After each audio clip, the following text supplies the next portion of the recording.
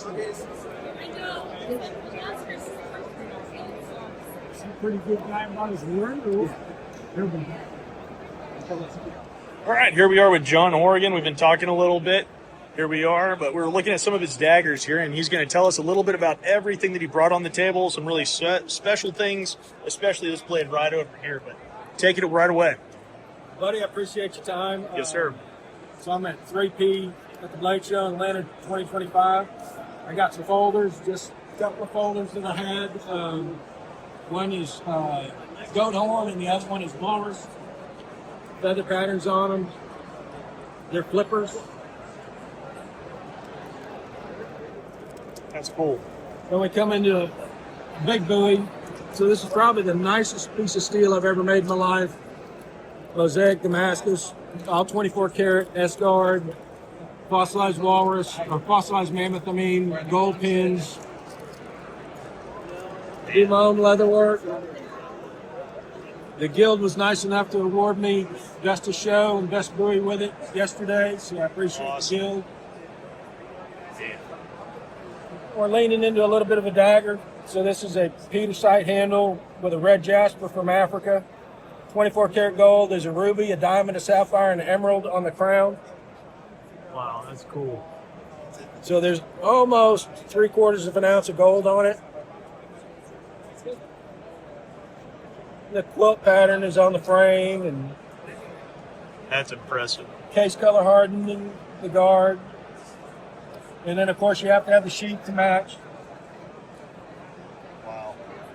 Now, what is that? Is that just That's shark skin. shark skin? So, yeah, shark. Very cool. And then we lead into another little buoys, fossilized walrus, 14 karat gold pins, 24 karat gold, and another mosaic, caiman hide inlaid sheath.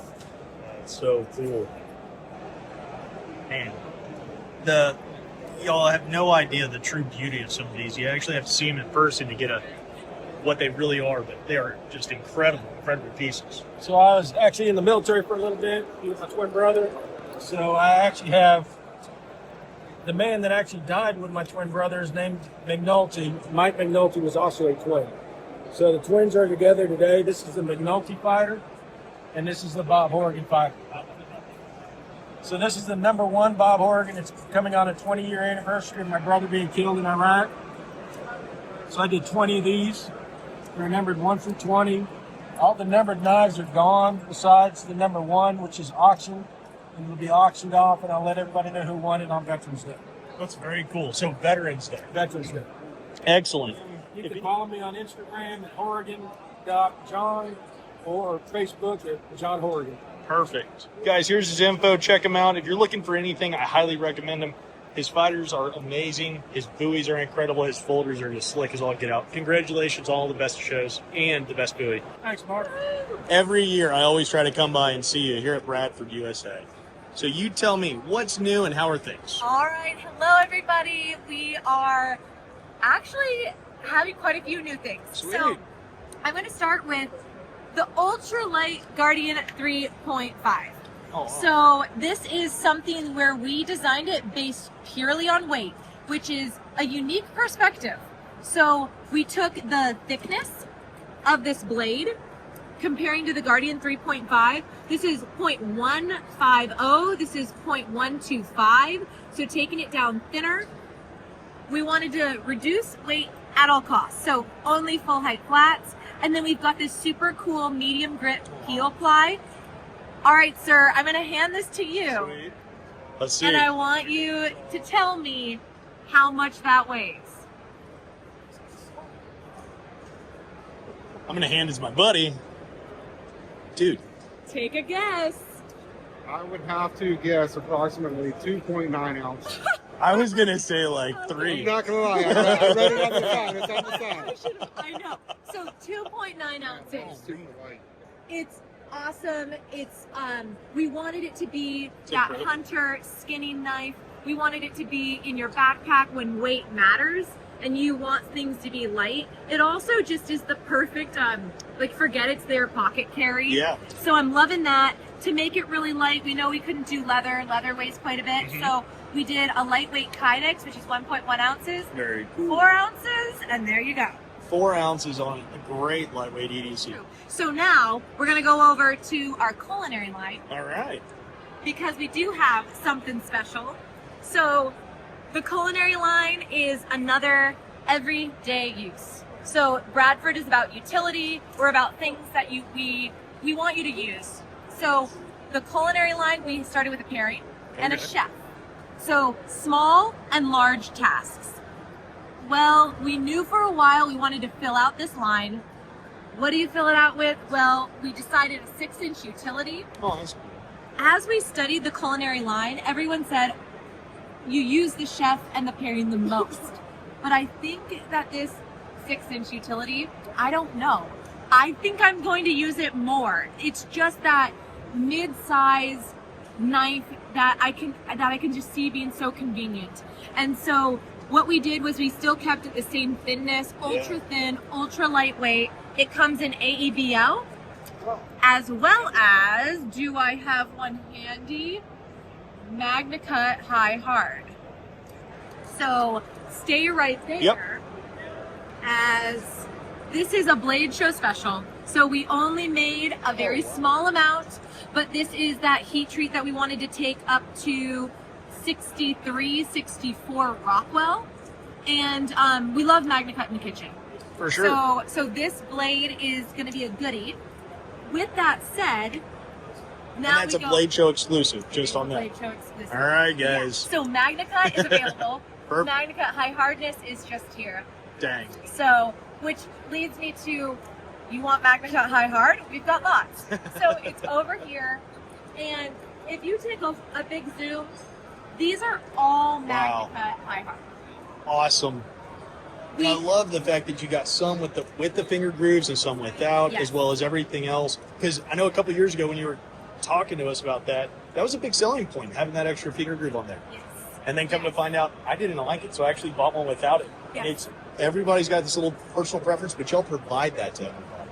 We love the customization, and honestly, it's easy for us to make our next design because when we're at shows, it is insightful. I'm watching people handle knives and it makes sense. Our next knife is always one that's logical and makes sense. For sure. So the cool thing is that we actually heard from you guys and you wanted the sheep's foot in high hard, which I love because the sheep's foot is an old blade design and shape, but we love that grind. We love that blade shape. And so there's more to come in Magna Cut High Hard. I'm gonna leak it, the Warrenclyffe. Does anyone want the warranty? The warranty is one that every couple years we launch it with a new steel. Oh, really? And so we're at that time where we need a new steel. And so here it comes. The warranty will be in Magna Cut High Hard, which is going to be amazing. That's cool. This is our trainer, fully heat treated, fully customizable with any scale color that you want. And this is the sheep's foot blade design, mainly because we didn't want to drop point something too pointed or stabby. We wanted to give kids the opportunity to say, hey, start using a tool. Yeah. And also as a parent, I want to observe, how are you choosing to use this? Are you responsible? Let's have the conversation with a fully functional blade with a dull edge. And so then what we say is, hey, this blade is not throwaway, which a lot of the trainers are. You grow out of it, it's not trash. This is, you send it back to us, we put an edge on it, and it's your blade. That's cool. That is cool. Yeah. So this has been a fun one. This one is For sure. steakhouses. Really? Oh, yeah. And we go like this. Don't mind me and y'all's crappy knives. We're gonna bring our own. we make it clear. We don't want to insult Steakhouses them. always do have the worst knives. They have the worst knives, knives. and then you order this steak, and you're sawing it, and so we're like, we can't have this. So we actually come in, we put this on the table, and then rather than terrifying the waitress by being like, I'm pulling out all my knives, she's like, oh, what's that? And we say, oh, wow, thanks for asking. These are our knives. And we put them out like this, and everyone is intrigued. And normally they're like, we should have these in our restaurant. But anyways, but this is the setup, and I just love it. I think it's unique. When have you ever seen a leather roll for your steak knives? And especially at that price point. You said that entire price point That's a heck of a deal. 400. It's unbelievable. These are AEBL steak knives. You can make them with you can choose them in the G10 or micarta, so you can go traditional steak knife or utilitarian. With a G10 that's, you know, durable, outdoor, you can mix and match. So all of a sudden, these two could maybe be in the kitchen. We also at the show you can do 2 micartas, 2 G10s. Huh. So That's cool. it is. And just one's $129. Yes. Yes. So when you buy a 4-pack, Yeah. you're saving Yeah, 30, 60, 90, 120, Yeah. 150. good chunk of change. Yeah. And you get the leather roll on top. Yeah. And That's a sweet deal. it's a sweet deal. So here we are. Blade Show 2025. You've kept us busy all year, and we are excited about these new products. I gotta say, like, y'all definitely always come to Blade Show. I almost said Cha-Cha. Y'all always come to Blade Show, guns loaded, always firing. I gotta say, like, this is really, really impressive. I hope y'all have a fantastic show. I appreciate all of your time. If someone is interested and wants to possibly pick something up or buy something, how can they reach you? Well, certainly BradfordKnives.com. And then, honestly, oftentimes it's me on the other end, but orders at Bradford.com, BradfordKnives.com. We love your emails. We take customer service really serious. And so if you send us an email with questions or customization, we will respond back. Awesome. Well, thank you so much. I hope you have a great show. Thank you so much. Yeah, big one. And see, that's the other thing. They didn't have holes. That big, yeah. They were skinny. That's all that I know today. They're just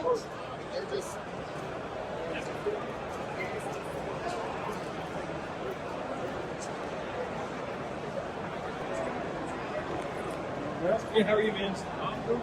Would you say that the kitchen side are more people buying kitchen knives, y'all? We're getting there. It's sort of a relatively new thing. We've only been doing about 2 years right Yeah.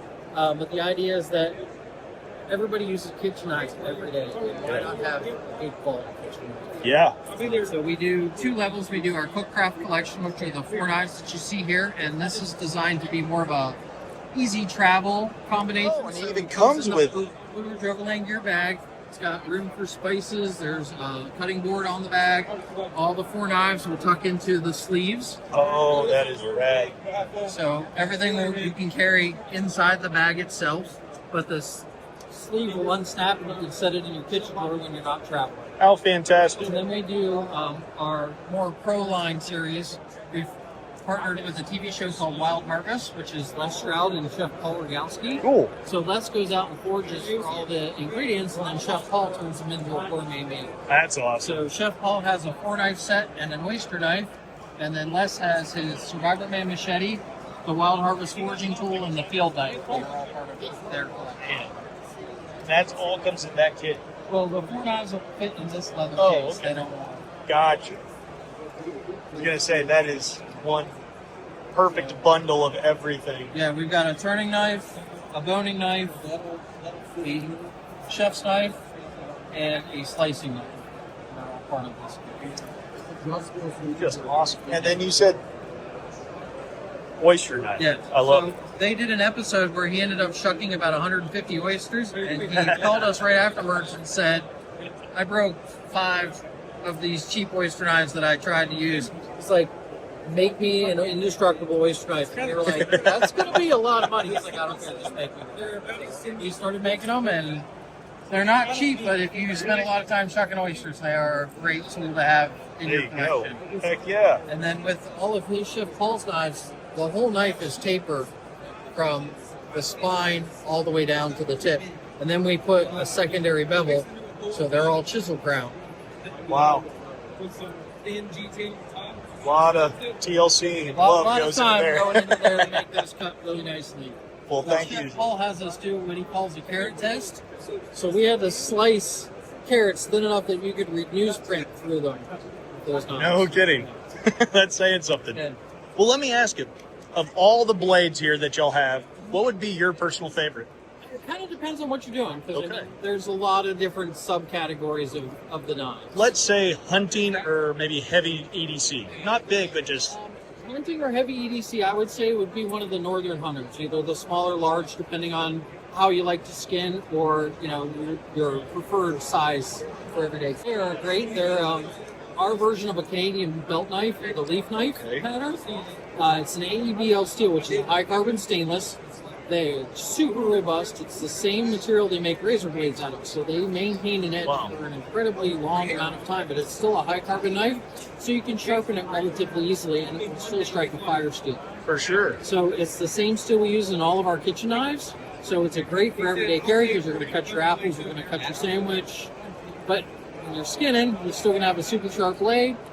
And it's got a bit of an arc to the blade, so it will arc really well when you're cutting and do the rocking motion that works really well. So it's a great for a camp kitchen knife. You've literally thought of everything. Yeah. And that one multi-tool. Yeah. And what drew me over today was this one. I was asking about Stagger Antler. And when I picked it up, it's extremely light. Yes. On the kitchen side of your blades, do you all do that on purpose, maybe? We do, because you're going to spend a lot of time doing a quick, repetitive chop. And the lighter the weight, the faster you're going to be able to repeat that chop over and over again. Well, I sincerely thank you for your time, and I hope you have a great show. I don't even know. It's day one, and I'm still backwards. I'm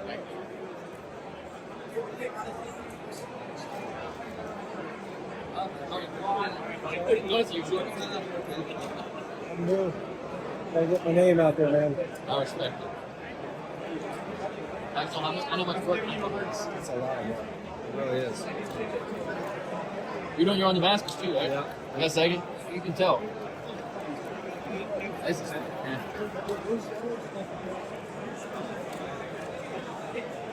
That's forged too. I can cover the shoulders. You got it. You got it. It's a bigger integral. You can buy a thick bill of it. Just be I guess so. That's a big waste of material. But exactly. I think that'd be more work than forging it. Reminds me of a Jason Knight. That's where I learned. Really? Yeah. I say the profile is very much like this. Not to insult your work or anything, but actually I think it's compliment. Everybody beautiful borrows from everybody, you know? You can only make a sharp piece of steel so many ways. Yeah.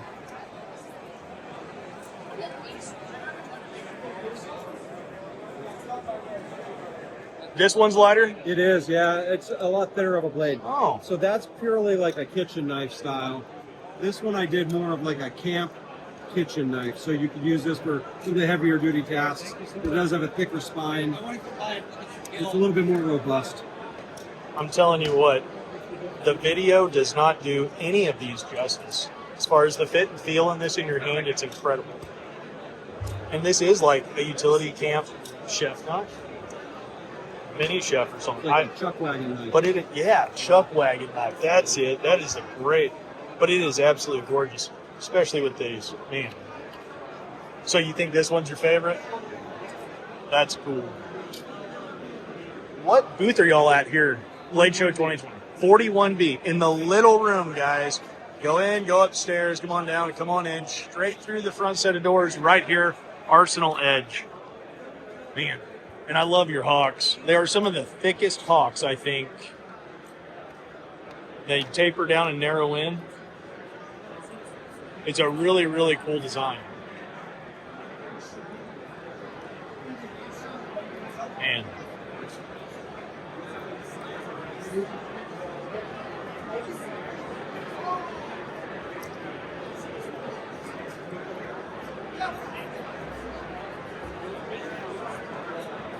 Well, what's the best? Oh, so sorry. What's the best way for someone to contact you if they want to buy something? Instagram. Arsenal Edge Manufacturing. I'm doing these poker chips this weekend. I'm giving these away. If you follow me on Instagram, I'm going to do some giveaways over the next couple months. Oh, cool. Only to people that have the poker chips. So you got to come here to get one. Very cool. How much are the poker chips? They're free. They're free. Yeah, I'm giving them. Guys, come on down. Oh, you said that. You're giving them away, guys. Arsenal Edge Manufacturing. Thank y'all so very, very much. Appreciate y'all.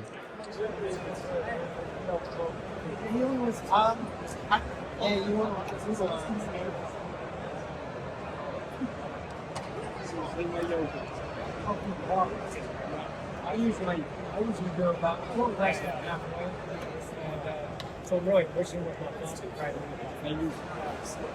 So, pulled up on the CRKT. Just got here. Rob actually caught me, which was kind of cool. That's new. I appreciate that, by the way. Thank you. But he told me, I said, what's new? And he talked about the redemption here. Go ahead and give us a little bit of a brief history and then what else new you got. Yeah, exactly. So you're all familiar, should be familiar with Kenan's original redemption, which we launched at SHOT Show a couple years ago. Just a fantastic knife, designed kind of that old Western saloon feel to it. What we've come out with this year, launched brand new for Blade Show Atlanta, are these 3 new ones. So we have, again, the full-size one, but now in a blackout version. The same old redemption that we know and love, but blackout version now. Very cool. That looks really good. Yeah, it holds well. I mean, it's such a fun knife, but we know there's a big fan base where, hey, that's too much knife for me. So we went and did the compact version now. So as you can tell, like 3/4 the size, and yeah, just super smooth still. So all the same features, look, still with that lock bar.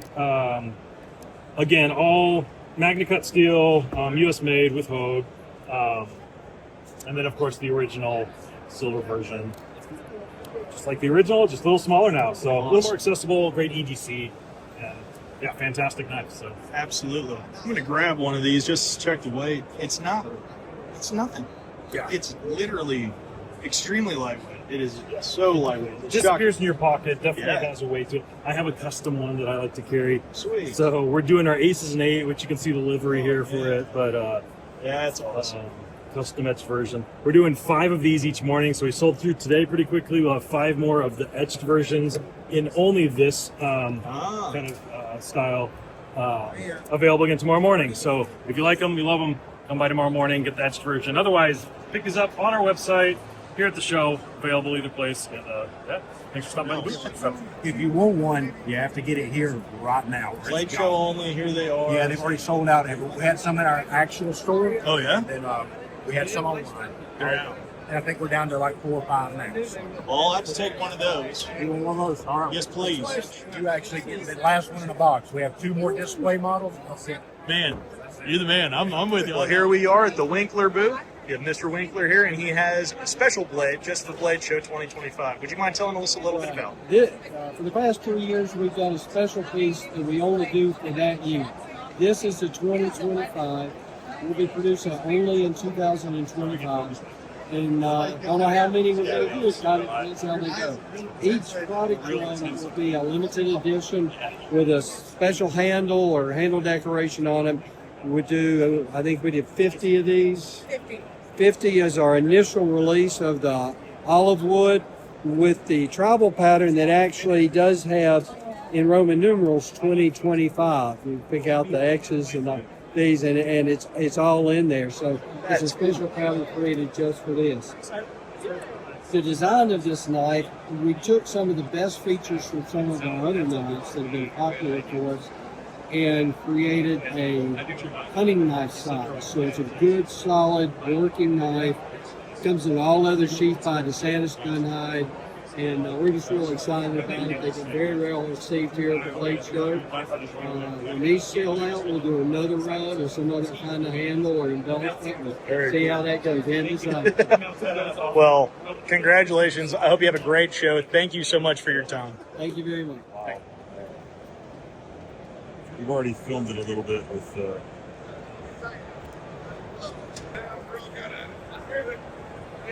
It's just wave though. Copper.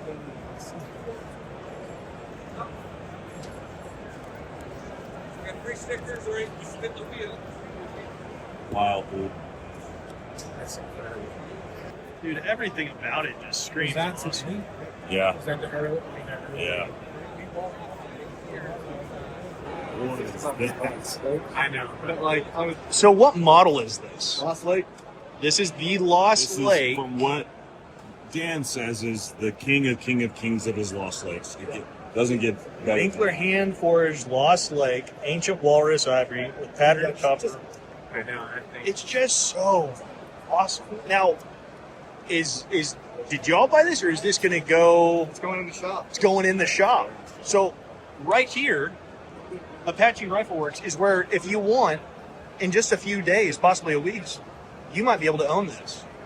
Apache Rifle Works. Where are y'all located again? Bourne, Texas. East Texas, right next to Black Rocket Coffee, 101 South Main Street, Suite B. Look at this sheet. I mean, God, it's ridiculous. I feel like I'm holding history.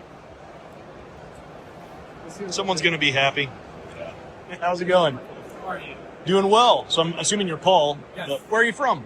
From New York. From New York. Very cool. Tell us what you brought today. So, I got a big 14-inch bladed mosaic Damascus dagger. I did mild steel, mirror polish, and hot blued. This was my first engraving I did. I overlaid 24 karat gold, so you could actually feel it sits on the surface of the steel. And then I did, yeah, of course, full spider web accents. I did 24 karat gold textured spacer. We got buffalo horn that was carved to look like a wolf spider in between petals, kind of resembling like a magnolia type of flower. The back as well. Did you do the engraving on the bicycle? Yes. That's cool. Yeah, everything. How was that? It was torture compared to wood. It doesn't polish as cleanly as wood, as easily. So it's it was a lot more slowly incremental steps going up to, I think I did 2,500 and then I buffed it. That's And wild. then the top I got another kind of flower carved. Oh, yeah. Some petals, and that was super tedious as well, I bet. to say. How'd you come up with the idea for this? Because this is really unique. I like a lot of floral patterns, and you can see like this dagger, I named Flora, but a ton of different flowers and leaves and things like that. And I wanted to do a flower, and in between the petals have like some type of insect. Yeah. So I found pictures of, I think it was a wolf spider, inside some it wasn't this flower, but inside some plant or something. I thought it looked really cool. And I was like, okay, that's perfect. Yeah. theme. You know it when you see it. Yeah. Perfect. I was like, now I need to figure out a way to make the rest of the piece work just for this one carving that I want to. So then Everything has to be around it. exactly, yeah. So then the mosaic pattern, I tried to go for like maybe somewhat of a spider web kind of look. Yeah. No, it's an incredible piece. It's very different than everything else here. Yeah. So that's solid. This is what caught my attention at first. Would you mind telling us a little bit about it? This was my Mastersmith test dagger. Awesome. This is what got me my Mastersmith. Excellent. It's it was 300 twist, I think maybe like 400 layer twist Damascus. I did just a standard, pretty much random Damascus, but it's kind of like a straight grain Damascus that I hot glued as well. And African blackwood with twisted wire inlay. It's beautiful. Yeah. Well, if anybody sees these and wants something made or to reach out to you and have something, what's the best way to get in contact with you? Probably through my website. Website. It's, all the stuff through Knives. There it is, guys. Beautiful, beautiful. I'm on Instagram as well. Oh, excellent. That's kind of where I show what I'm working on. Sure. But Sure, that's absolutely. the best way to kind of get my Awesome. See Guys, what I'm making, and then through the website. there it is. Go check it out. Appreciate your time. Have a great show. Of course.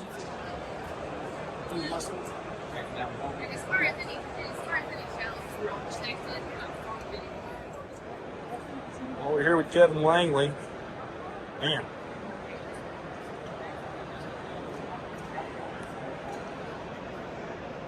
The lighting's not the best in here, so I'm just saying. This camera does not do some of these blades justice, guys.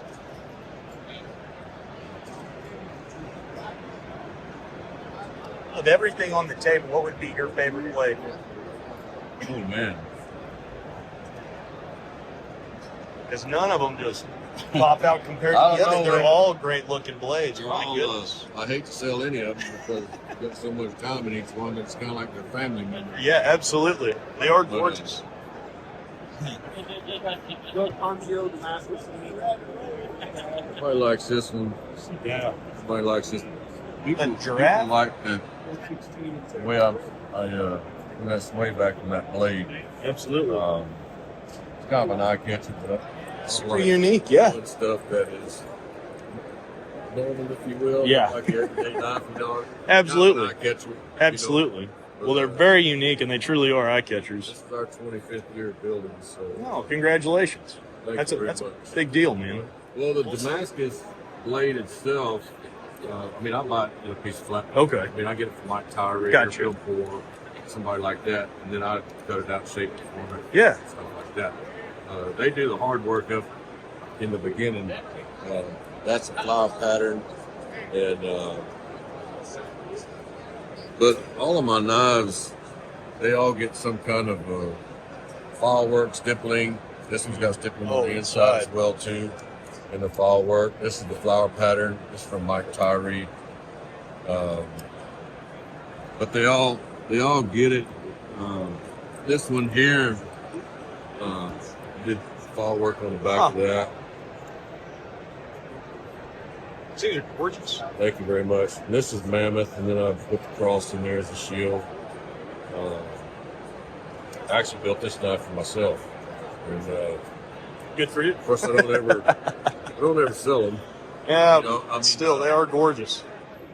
Well, if anybody did see something or they wanted to get back in contact with you, what's the best way that they can do that? Usually Facebook, Kevin Langley or Kevin Langley Custom Handmade Knives. Excellent. It's on Facebook, TikTok, and that is really the best. We are very blessed that we have a bunch of orders, so I don't need a web page right now. No problem. Hopefully I never do, but it's great. It's just me and my wife, and I spend hours in the shop and enjoy what I do. Perfect. Well, I hope you'll have a great show. Thank you very much.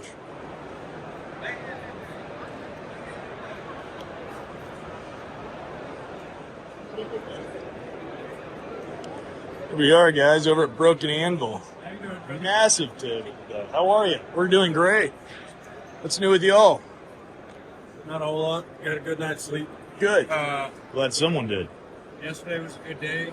We got some awesome belt buckles left, and then a few kitchen pieces left, Wow. and some carry stuff. Yeah. That's Isn't that pretty? yeah.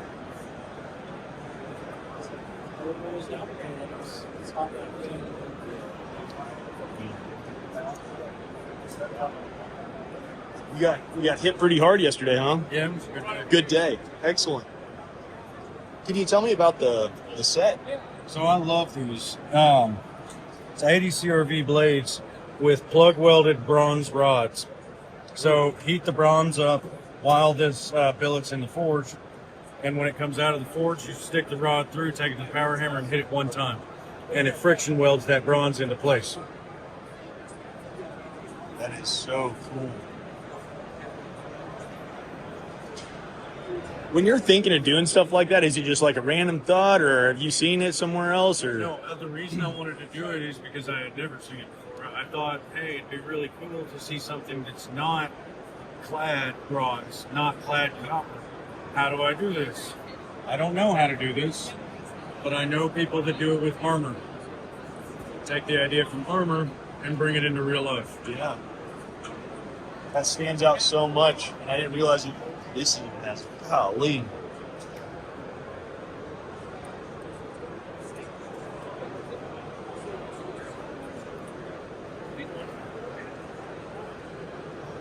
Some of Left them that one at a light polish and then darken this blade.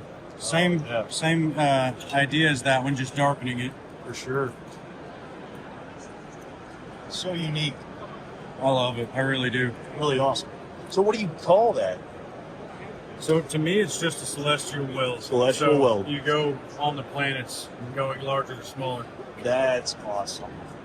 He's got some of the best chef knives, guys. Truly, and the big cleaver. Oh,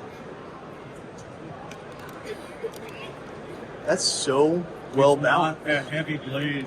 All your weight sits just in front of the hand, right here. Yeah. So you don't even have to worry about you're being dragged down by the cleaver. You can control it all right here. It's got the right weight. It's a nice thick blade, but the weight's comfortable and it's manageable because it's right here. Your chef knives have a lot of engineering factors into them that you've already thought through. And then the push daggers. I love the Tactile Savages, man. I don't want something that's uncomfortable and I can't make a closed fist. I can still close my hand around it. Nice. So you take it and you twist that area so that it doesn't rub and grind into your fingers. You don't have to worry about corners hitting. It's still comfortable. Well, you got them bear paws. Put it between your middle finger and your index finger. Yes. I was worried that I wouldn't have fit field control. No, Yeah, that's why I was going because this. I keep that right here. You can still close your fingers all the way to your fist, and it's comfortable. It shuts, and you're completely controlled. There's no rotation in it now. That's awesome. Take that idea from a Derringer pistol. Oh, heck yeah. Because the Derringer pistol, it's a smaller handle right here, but you can control it with two fingers. Absolutely. So, it's the same idea. And I really like that size. It's extremely comfortable. It's something that doesn't look like it should be comfortable because it's an odd shape. Yeah. But when you can control here and you've got your pull in here and it closes in right, that locks. And it's just right. That's awesome. And then you take it into that pocket sheath. And then the thing that I love are the ringed skinners. But they're scalpels. That's what I call the ringed skinners. But they are amazing for unzipping deer, pigs, everything small as a I rabbit. just like having control with a knife. Yeah. And It's too not many big. ring knives, your finger is back here. Yeah. When my finger is in line with the others, that's a big deal. Mm-hmm. Too many knives, people don't think about like how your hand actually closes. Being able to pull those two fingers in like they're naturally behind this finger. And it still sits in exactly where it should. Yeah. Being able to just grip up and pinch. Being able to take care of every small detail like you want to take something against belly meat. Everything sits where it should. What's the blade length on those? Is it All of these are just at 2-inch blades. just that 2-inch? I don't want too long of a blade because if you get past a certain point, your finger can't control it. Sure. I can ride that whole thing. I've still got full control with my hand everywhere. No matter how I hold it, my finger is right there, making sure I'm not punching through something. Absolutely. Let's say I'm just opening bags, undoing tape on something. I know where my finger lives. I'm not punching through a box. If you're not going to use a knife for hunting, you're not going to use it for like fighting. In reality, most of the time you're going to be opening things. You're going to be cutting stuff off. You're going to be taking care of rope, string. You want control. You don't want to be guiding through with a knife this long. You've only got so much hand. Our Absolutely. hands aren't massive. No. Human beings, like I have smaller hands, but adults Sure. have real hands. You can control that. You're always in control with something that size. If somebody sees something today that they want to take a closer look at, what website or Instagram should they go check? Go over to brokenanvilknifeworks.com, or if you go on Instagram, and I haven't gotten in trouble recently, Broken Anvil Knife Works. He's got a great Instagram. Does a lot of great posts, especially when you're on the way to work. Those get me sometimes through the day. 'Cause No, they those are my angry I love them. I love them. Well, I hope you have a great show. I appreciate it, man. Have a great day, man. Howdy, howdy. The knife that I make is those two steels. Howdy, howdy. How are you? Well, Lloyd Custom Knives. Can you tell me about your best hunter here? So that was my dad, Charlie Lloyd. It is a Go-My with stainless, 10,000 thick nickel, and 1080 cord. Excellent. You mind if I pick it up? Go ahead. Hot blue guard and ironwood handle. This is extremely lightweight. That's awesome. Thank you. And I really like the design of the profile on it. Well, what else is here on the table? I see a couple of folders. Horse heads, ivory, mosaic, a little bit of everything. Folders, fixed blades, some utility. Man, that's awesome. Well, if somebody was looking to pick something up or want to have something made, where can they find you? Lloyd Custom Knives on Facebook. And guys, if you're looking for something really, really unique and interesting pieces, some beautiful, beautiful knives, check them out, guys. Howdy, howdy. Yeah, doing great. How are y'all? Very good. You've got a wide variety of multiple size fixed blades. Of everything on the table, what would be your favorite? Or I don't know. I like the ivory. Or the dagger. the Dagger? Oh, well, heck yeah. What's not to like about that? That's incredible. Thank you. And what did you say? What model was this? That's just a straight skinner. Straight skinner. Very cool. Thank you. What's the handle material? It's ivory. Ivory. CPM 154 stainless. Mind if I pick it up? Sure. It's extremely lightweight. I thought it was going to be a little bit heavier. Yeah. But it feels great. Like it really, really does. Yeah. Very cool. Thank you. Where y'all out of? Kentucky. Kentucky. Very cool. And if anybody was looking for you, what would be the easiest way to get in touch with you? Facebook. Right there, guys. Give old Tom a check out. Look at everything that he has to offer. Do you take custom orders? Dude. Awesome. Very cool. Well, thank you. Hope you had a great show. Yes, thank you. Off your phone. It didn't touch phone. Upstairs, yeah. Maybe I'll just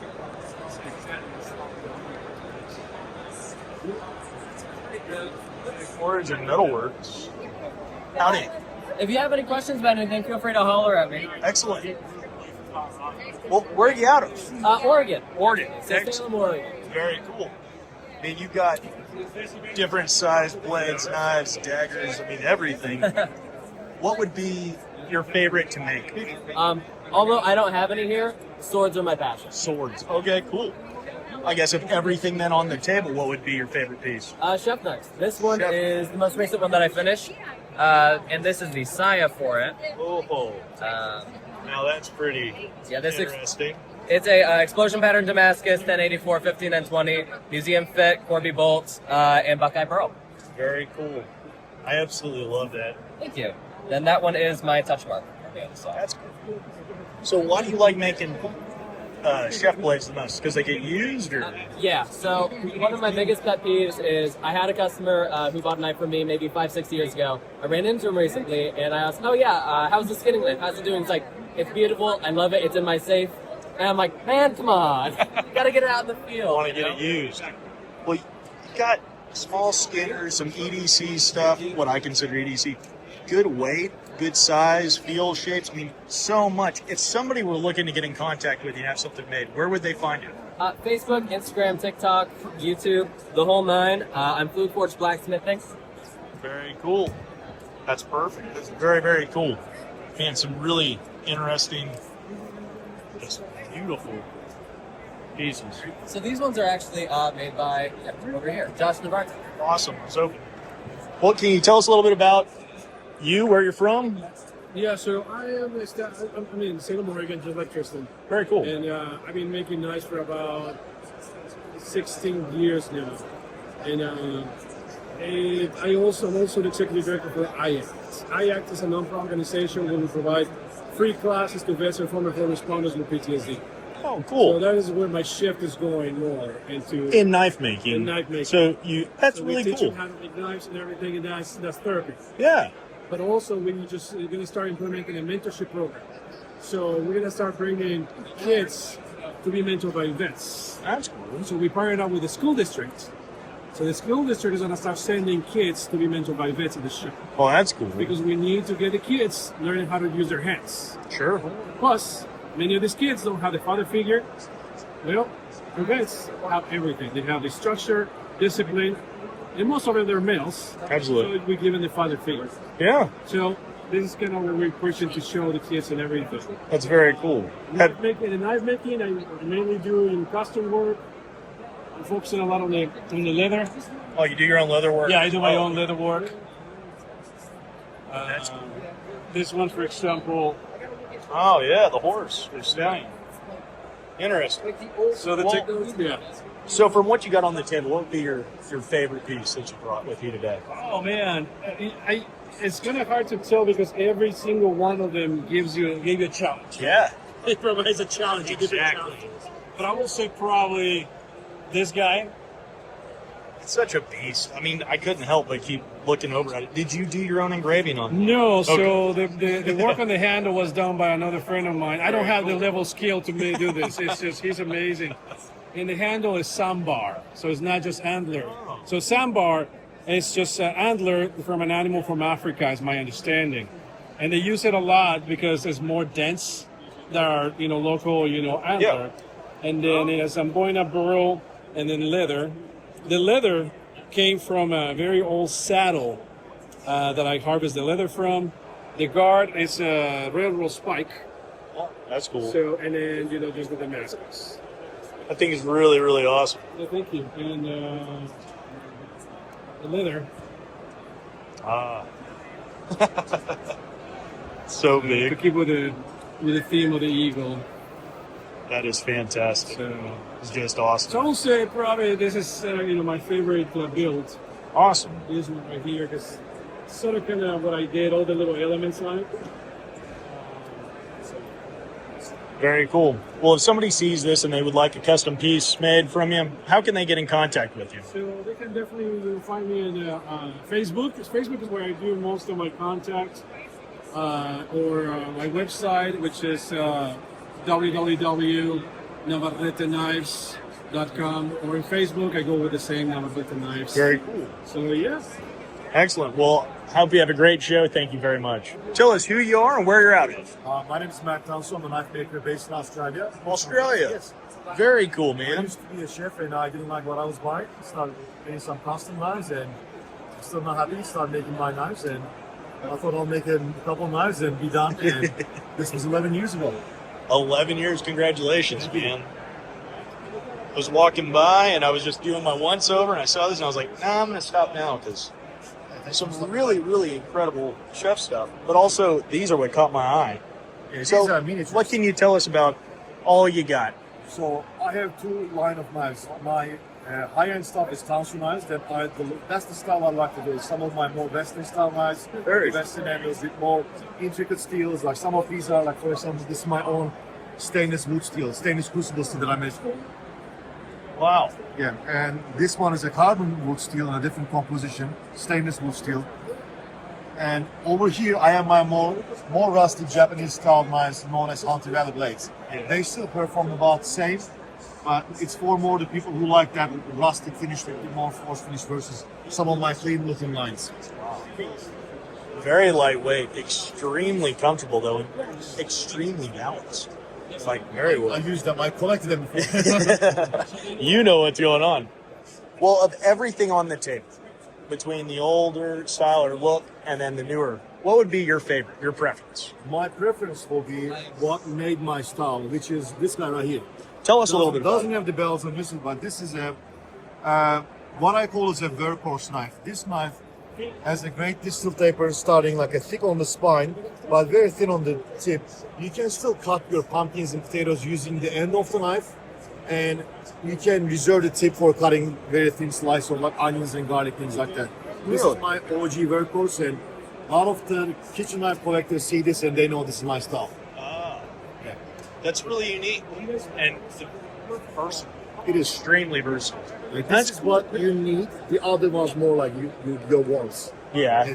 This one doesn't cut twice better, but because there's more work involved, that's the difference in the price. All right, so we were just discussing some of his miniatures, the cleaver and then this, but this is actually 100% pretty much accurate. He's got the top rounded over. Keep going. Tell me about So it. this is an integral chef's knife, full tang, in my own crucible steel. Handle is walrus ivory scales, and this is just like a normal knife. Like the top of the handle, the spine is rounded, so is the choil area, so it doesn't dig in your finger if you want to use it. It also comes with the ebony saya. It's a friction fit. Not gonna fall on you. That's keep it in the awesome. pocket and full-on function knife if you want to use it. All shapes and sizes. Well, if somebody sees this and they want to get in touch with you or have a contact to where they have something made, how would they get in contact with you? I have a website, townsoneknives.com. I have my mailing list. They can sign up for my mailing list, and there's also a store of the available knives. That's how people can reach me. Awesome. Also, Tulso Knives on Instagram. Excellent. Y'all can take a screenshot of that or scan that for more information. Guys, go check them out. Thank you very much. I hope you have a great day. All right, how's it going? Doing great. Check out some Daily stuff. Carry Company. I like this. I saw the name. Yeah, let's check it out. Our stuff is very social media-able. Between that, what would y'all recommend carrying? The parachute. The parachute? Yeah, so modeled after the gravity knives from World War II. Yeah. Parachute is titanium grade 5, M390 stainless steel. This thing never break, never fail. There's only 3 parts. Super high-end steel. It's a beast. Dang. Never comes open in your pocket. Stays sharp forever. Razor blade sharp as well. That's really interesting. I actually have never seen that before. Yeah. That's pretty rad. Pretty rare style of knife. Yeah. Just because states like California and New York like to outlaw them, so which is why we like them more. What's the blade length and the weight? I don't know off the top of my head. I think it's approximately 50 to 70 millimeters in that range. So it's 3 to 4 inches. So the history of this style knife. Yeah, so we call this knife the parachute knife. This is our aluminum version. The reason why we call it the parachute is during World War II, the Nazis designed gravity knives to cut parachute lines. So it was developed to be fully one-handed and fully functional with one hand with an extremely low failure rate, because if you're tangled and you're either dropping to your death or you're caught in a tree, you got to be able to slice parachute lines really quickly and easily. Man. So we designed it after that. We gave it a nice it's been described as like a cyberpunk look to our knife. Yeah. Tonto style blade, very squared off profile. Kind of modeled after that original World War II legacy. Looks really cool. And it's not shaped like a knife, and that's what I really like about it. It's actually, the width was designed to fit in Molly. Oh. So if you're brilliant.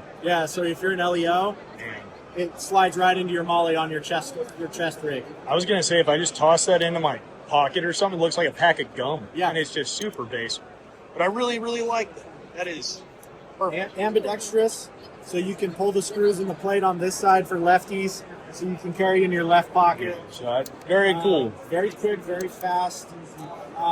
Low failure rate, actually faster than an OTF when you get really good, but we're really low space right now, so I don't want to He was doing it. Yeah, the sun is better at it. Hey guys, you want to check out some gravity knives? They're pretty cool. Pocket clip is ambidextrous too. You can detach it and put it on the other that's side. slick. Yeah. Wow. Well, if someone's interested in contacting y'all, what's the easiest or the best way to get in touch with y'all? dailycarryco.com.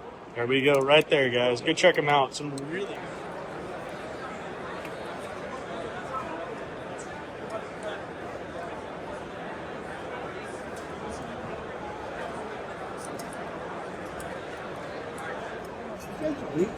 Dude, I've been looking all over for you. What's up, man? Vince. Nice to see you. Good to put the face with it. Nice to see you. I gave you some pop. Did you? Her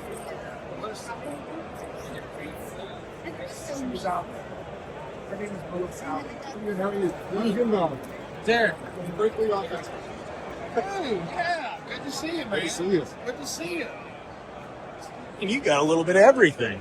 I brought too much, man. I hope I didn't bring too much, but I feel like I did. I hope you sell every single thing. Thank you. I do too. Yeah. Well, of everything on the table, what's your favorite to make? Tomahawks. Tomahawks. You said that really fast. You got one on the table? Yeah, we got a bunch of them. That one? Man, they're thick too. They are. They're Ooh. It's a tool. I'm telling you, the weight of this is all there. I like It's got some force behind it. It's beautiful. That's not Koa, is it? Or what It is is Koa. It is Koa. Koa and vintage emerald paper. True stone spacers.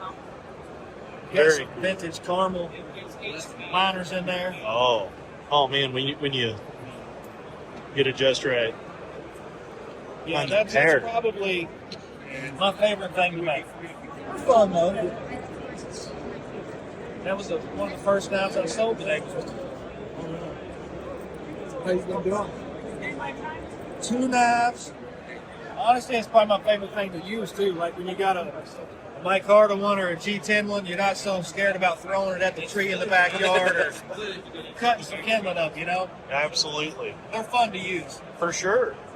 Well, if somebody sees something here, they want to order something, how can they reach out and get in contact with you? I do mostly everything through Instagram. Instagram, perfect. Just DM me. I'm on Facebook too, but Still. it's Derby City Blades on Instagram. Derby City Blades on Instagram, guys. Yeah. Go check them out. Where y'all out of? Louisville, Kentucky. Kentucky. Awesome. Hope you had a great show. John Cern, I'm the knife maker. Out of Florida, we like that. Well, of everything on the table, and I'm just looking real quick, but y'all got a super wide variety. What would be your favorite? Favorite to make or favorite to Yeah. Listen, Both. You tell me. probably these guys. What are they? Ooh, double The javelin. javelin. It's a fighting knife. It's very cool. I designed. How long is that? 5-inch blade. Do you mind if I hold it real quick? I like the little bit extra weight with it. You got a sheath set up for. Oh, very You can go handy. horizontal, vertical. That's extremely comfortable. Awesome. Guys, if y'all were looking for the, pardon me, sorry. That's all right. You were looking for the javelin, where can they find y'all? Online. Online? Turnblades.com or Instagram. Right there, guys. Go check it. Howdy. We're here. We're doing good. Day one of Blade Show. So I see the chef knives. I see general other knives. I see now. These aren't fillet knives, are they? That's what my brother calls them. They're a little bit bigger. Cool, but they are big fillet knives. Very cool. Extremely lightweight. Extremely lightweight. Where are y'all out of? So I'm actually helping out my brother. He's in Cocoa. Oh, perfect. How's it going? Excellent. How you doing? We're here, man. Where are you out of? Cocoa Beach, Florida. Very cool. Yes, sir. I was walking by and I saw the different varieties of everything, and I figured I'd stop in and see what's up. Man. Thank you. I can see it. I've already held your large fillet knives. Those are incredibly lightweight. Yeah, they've got. So I make these a little bit. So like basically, a lot of fillet knives are gonna have a lot of bend to them. These are a little bit stiffer than all of them. Sure. They still got some decent bend to them. Where I'm out of in Cocoa Beach, we get a lot of fishermen out there. And that's why I sell a bunch of these fillet knives. And I found that that's about like people like a little bit bigger fillet knives, especially. I've got some commercial fishermen that I work with. Yeah. And they're out there cutting up some pretty big fish. Heck yeah. What's the blade length on some of these? That is overall, it's 13 inches. Blade length is just over 8. Wow. Awesome. And they're a little bit deeper, but they are so incredibly lightweight. Yeah. And I like bigger knives. Yeah. So, and then I see some utility or hunt blades. I just call Or these camp knives, hunting Camp knives, whatever. knives. These are just kind of utility. I've got some little bit smaller EDC type of knives. Yeah, okay. And I carry one of these a lot also. So a little bit smaller ones, kind of medium-sized ones. Man. I do a lot of kitchen knives also. That's my Bowie. Yeah, put that one together. I like that. I like that. That is. And so, tell me about your kitchen blades here, because a lot of people have been looking at a lot of kitchen blades because they're users and everything. Why do you like making kitchen blades? I tell you what, I got into knife making specifically to make kitchen knives because I love cooking. Yeah, so Love cooking. and I love Japanese style knives, so I fashion most of my kitchen knives after Japanese style knives. So I've got like some larger kind of Gyotu type knives and Nikiris and Bunka over here, and so a couple little pairing utility knives up here. For sure. Well, of everything that you've got on the table, what would be your favorite? My favorite thing? Yes, sir. I like to carry. I like these camp knives right over here. So I make these handles myself out of a honeycomb material and with mixed epoxy in there. Oh. So I like the size of this knife. It's nice that you can carry it. You can stick it in your pocket. You can stick it on your jeans. You can also throw it in your pack when you want to go camping, when you go out there hunting or fishing. So I like that style of knife for sure. They're extremely lightweight, but yeah, they're they very are sturdy. Also, these are very, all very 1075 sturdy. high carbon steel. I forged these all out myself. So yeah, and they're very durable. Yeah. So No, absolutely. Well, if anybody sees anything or they want to order something, where can they reach you best? I'm at MondayKnives.com. MUNDAY Knives. You can go Monday Night Knives or Monday Knives, and my email is MondayKnives@gmail.com. Excellent. Well, I hope you have a great show. Thank you. Appreciate you, Dan. Thanks a lot. All right, we got Schaefer Knives here. Howdy, howdy. Where y'all out of? What Ridge, Arkansas. What all did you bring today? Well, I've got this little double-edged kind of self-defensive type knife, and I got this. It's like Got a cutting blade. Okay. clip, so it's not really a 100, but it could be. And this one has a little bit of a home on. It's hard to see even with the eye. And that's koa wood with it? Yes, call it. All right. Yeah. What's the blade length on that by chance? Length is about 10 inches. 10 inches? Cool. Because that was big, and this one's even bigger. So This is even bigger. This is 80 CRV2, spaghetti oak. Very cool. handles. And copper pins. And this one is kind of a twin to that one over there. It's got a little bit more of a hand sanded finish on it and sycamore handles. You mind if I hold that if you don't mind? Thank you. The weight is incredible. It's very lightweight, very manageable, and it's not too much for like a skinning blade of any kind. It comes heavy. Yeah. That was stainless CM 154. Great balance on this. Very, very great balance, guys.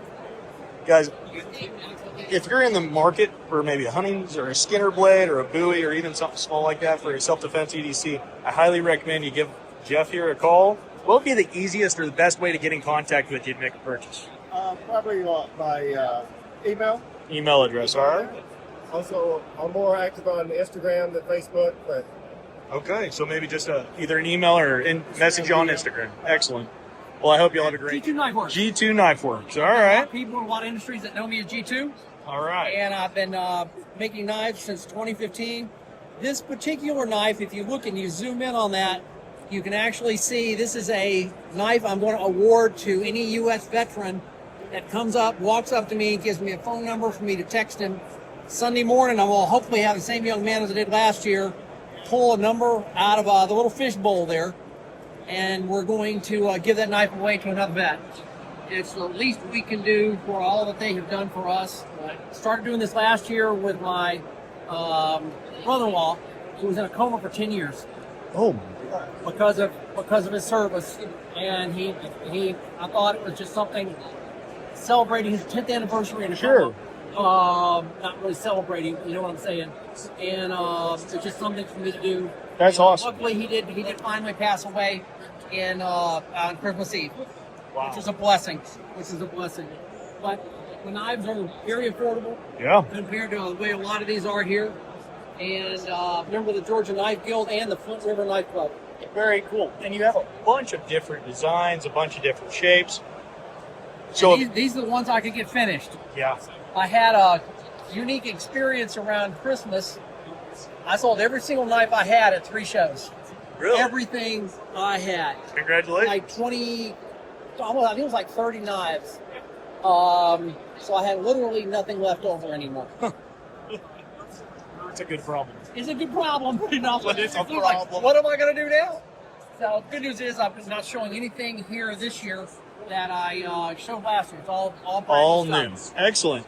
Well, if somebody sees this, how can they reach out? What would be the best way to get in contact with Instagram or Instagram. Facebook. G2 Excellent. Knife Works. you? Guys, there's the card. Give Glenn a call. Check him out. And also, any U.S. veteran that's willing to come up, and correct me if I'm wrong, give their name, I phone don't want number. a phone number that's not going to go into some stupid Yeah. database. Just a number for me to text them on Sunday morning, and I'll ship it. And they won. All right. Excellent. Thank you so much. Hope you all have a great show.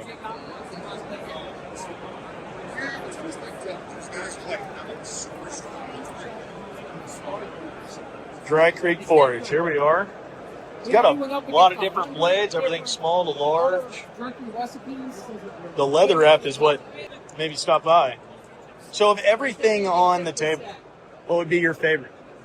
It's just one of the newer designs, the Toad right here. The Toad. Can you tell us about it?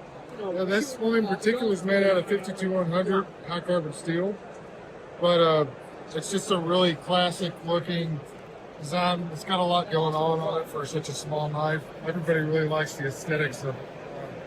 So it's just something you can carry around in EDC pretty easily. It's pretty cool. And it is smaller, but it doesn't feel bad in the hand. Yeah. And it's fair weight, too, so you're not going to just accidentally lose it in the pocket. That's awesome. Can you tell me about a couple of these other larger ones? These over here, these are just hidden tang, the classic buoys. These are 5160. This one's particularly has a big chunk of micarta. The handle's made out of natural micarta. That's cool. It's got titanium guards on them. This one's made out of the same, but it's got a nice patina on it. And then this is like a mystery burl. I believe it's a type of ash, but it's red. I'm not for sure what type of wood it is, but Still, it's gorgeous. yes, no. I've had these sitting around for 5 years. I profiled the blanks, and I finally decided to finish them out for the show. Well, good call. They look great. Well, if anybody sees this and wants to possibly reach out, get something made, or buy whatever, how do they reach out to you? Well, I have an Instagram. It's dry_creek_forge. I have a website as well, and also Facebook. You just look up Ross Gammons or Dry Creek Forge. There it is. Trying to get it to. There it is. Excellent. Where y'all out of? Central Kentucky. Central Kentucky. Smith Grove. The exit way to Bucky's is. That's where I'm at. Saw the sword and I was like, yeah, I'm just gonna have to stop. It's actually already sold, but the owner allowed me to make it for display purposes. Well, that was awfully generous of him. It was. His demand was that I get a picture of anyone holding it. Well, of everything on the table, would that be your most favorite in your opinion? Or It was the most difficult. most difficult?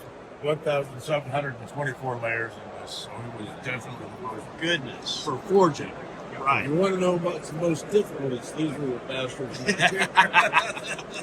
Why is that? Is it just because joints. is it just is it because they're so small or slip joints? Complicated. Aren't it? It's trying to get them flush in all three positions. You know, the open, the half stop, and then the close, trying to get that flush position. Just perfect. And then get the spring to where the spring will cooperate and give you a decent action.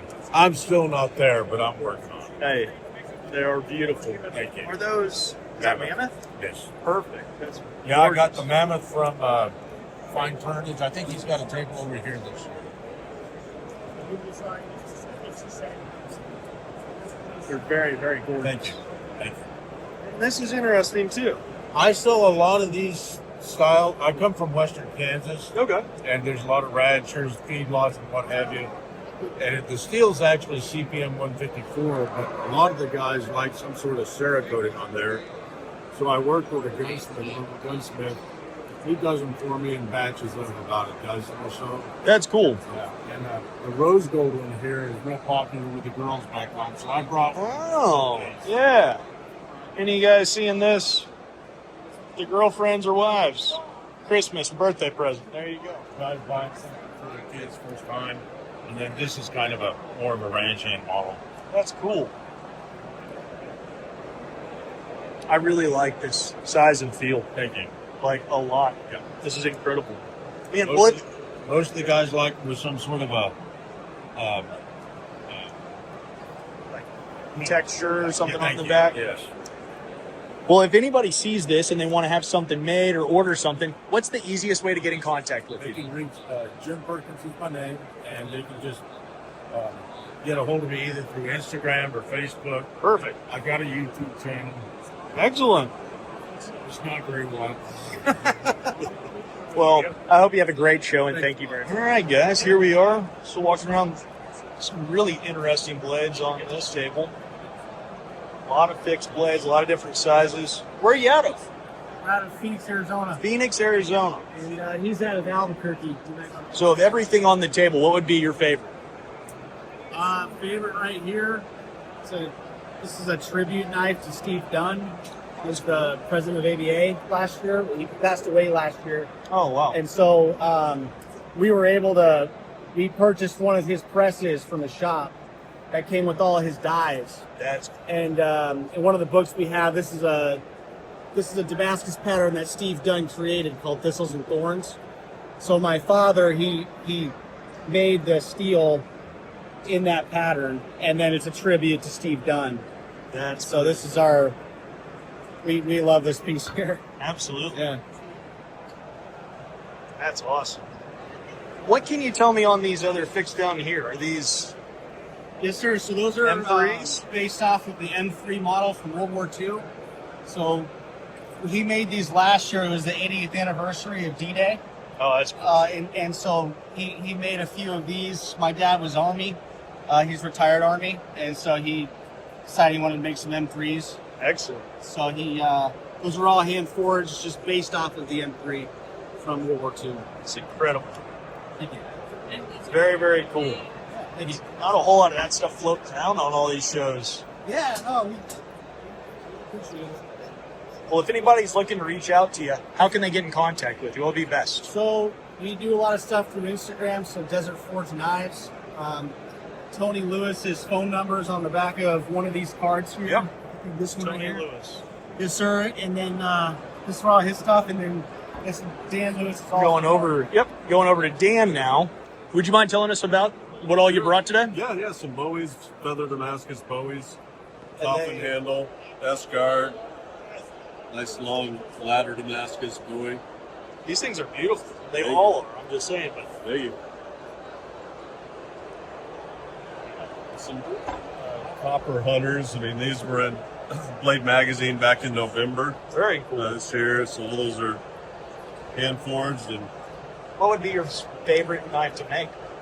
the feathers are most Just fun. beautiful. Yeah. I mean, it's just pieces of art that you don't really know how they're going to completely come out until you see them, but a lot of fun to make. Absolutely. Just gorgeous. Super cool. And then there is Dan's contact right there. If y'all see anything from either makers, guys, I highly recommend you check them out today. You will not be disappointed. Saddle wax. Yeah. Put the saddle wax in there. So do you put the saddle wax on the wood before you heat it? All right, guys, we are back. Wingard Wearables Co. Guys, he's got almost the same lineup. We've got a few different things as far as maybe textures. He actually does burn these. He burns them to himself. And he was actually telling me the deep burn is, can you say that again? So shugibon, it's a Japanese wood weatherproofing technique. So we take hickory, right, and char it black and rub it with boiled linseed oil while it's hot. And that makes a very water-resistant texture. So this is high-strength silicon bronze with a shugibon finished handle. And we inject resin to fill the gaps here so that when you tuck this in your swimming trunks and you're in the ocean, there's no effect of water. Water does not get absorbed into the shugibon finished wood.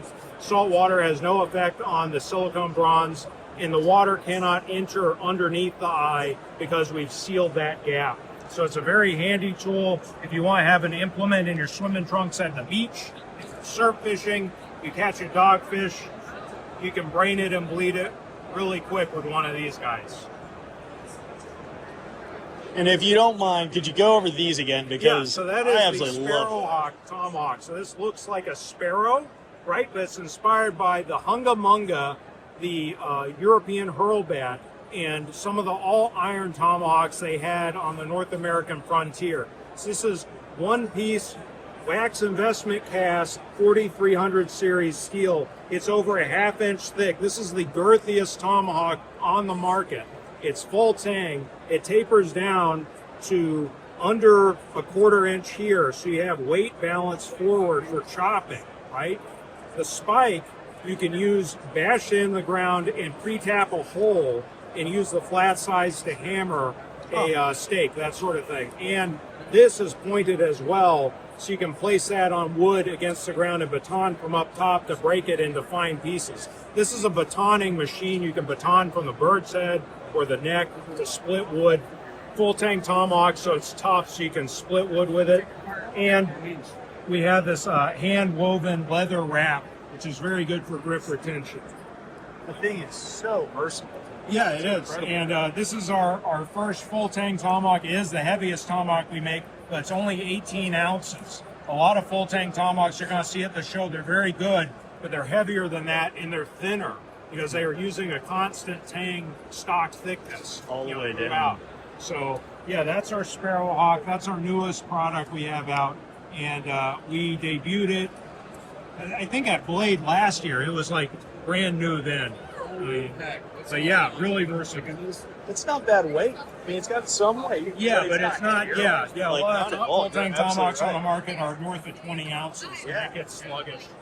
For sure. And yeah, you can wear it, under your arm, right? So the carry system is X blade cover, spike side cover, and then you got this pommel cover here.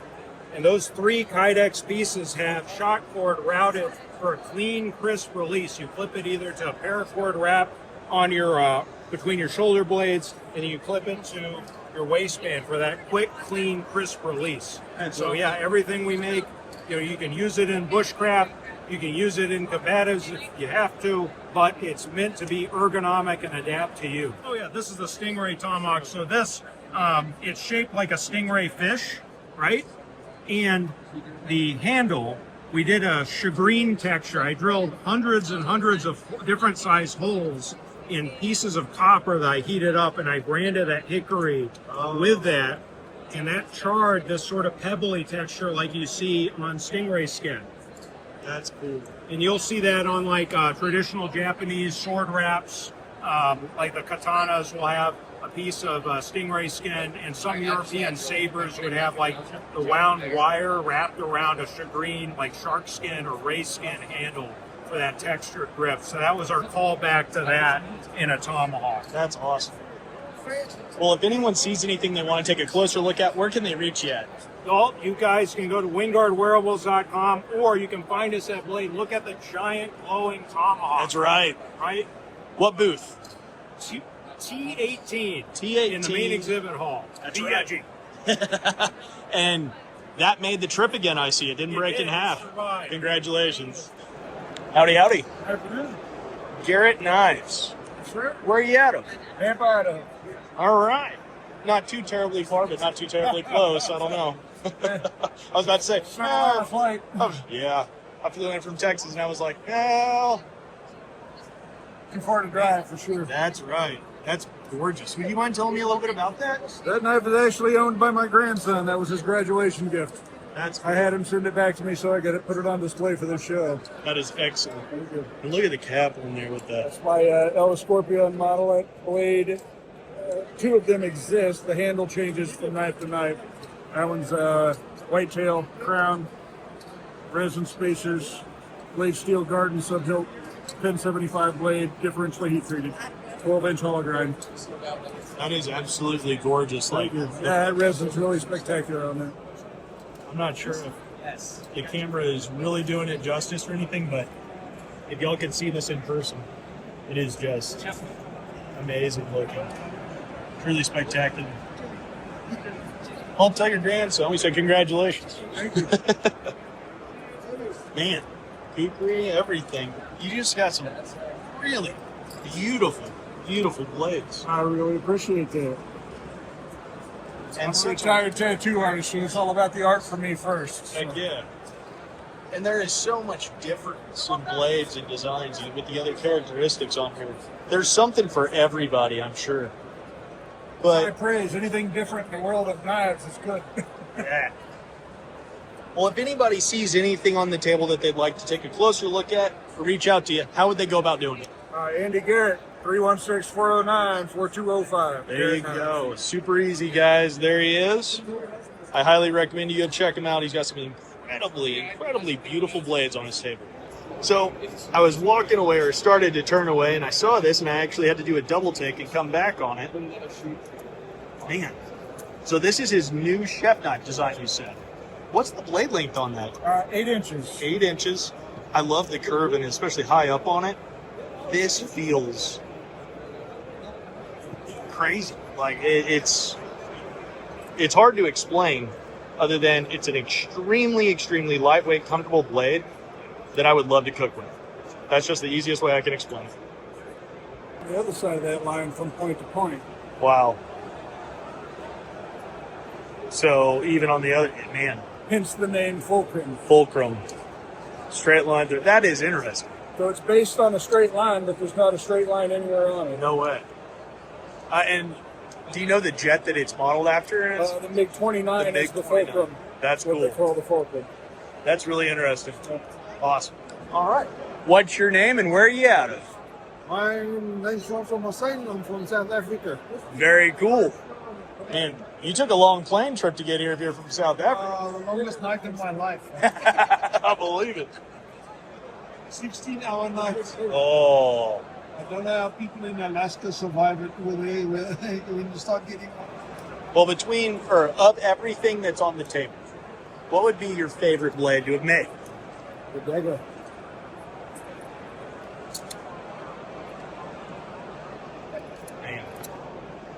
That is gorgeous. Here's the neck of it.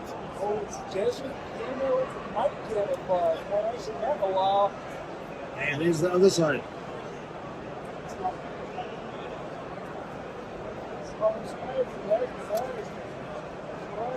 And there's the artwork design. That's incredible. It's just beautiful. I don't do the engraving myself. Wow. There's a lady that does it. That's very, very cool. Well, if somebody sees something they'd like to take a closer look at or order or buy from you, how can they reach out to you? Facebook, Instagram? Facebook, Instagram. Perfect. Forge Knives. Awesome. Well, thank you very, very much. I hope you had a great show.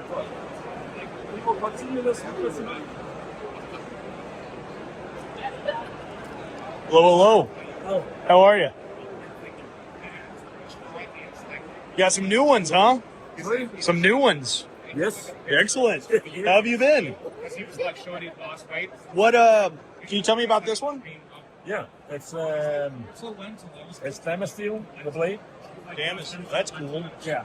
And then it's stone. It is anchored stone. The hand.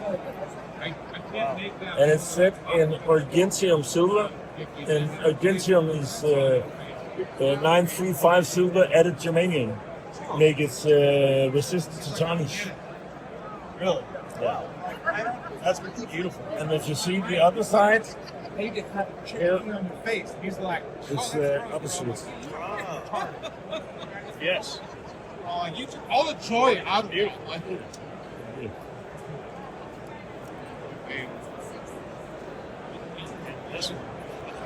Yeah. Wow. This one is the stone is spectralite. You can see it in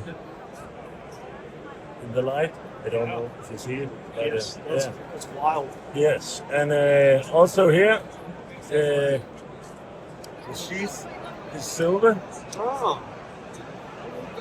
That's incredible. It's like, That's cool. Very interesting. I work in buildings. So, let's see. Really descriptive, but Everything you got's awesome. Right now to the building.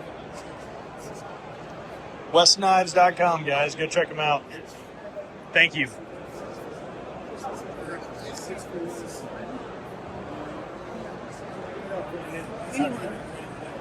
We used to like test papers. We had people who we saw we get 600 kids out. So the back of that support was packed. Yep. Now they use computers. So it's just How's it going? not too bad. But yourself? Doing well.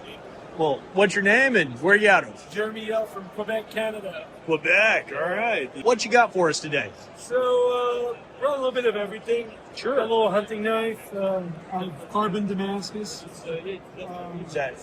It's a stag. Stag? Fire etched 416 stainless fittings. Very cool. This one is a little chef knife with 416 stainless for the jacket, ADC RV2 for the blade, and a nickel shin. Just a really nice and super tall chef knife.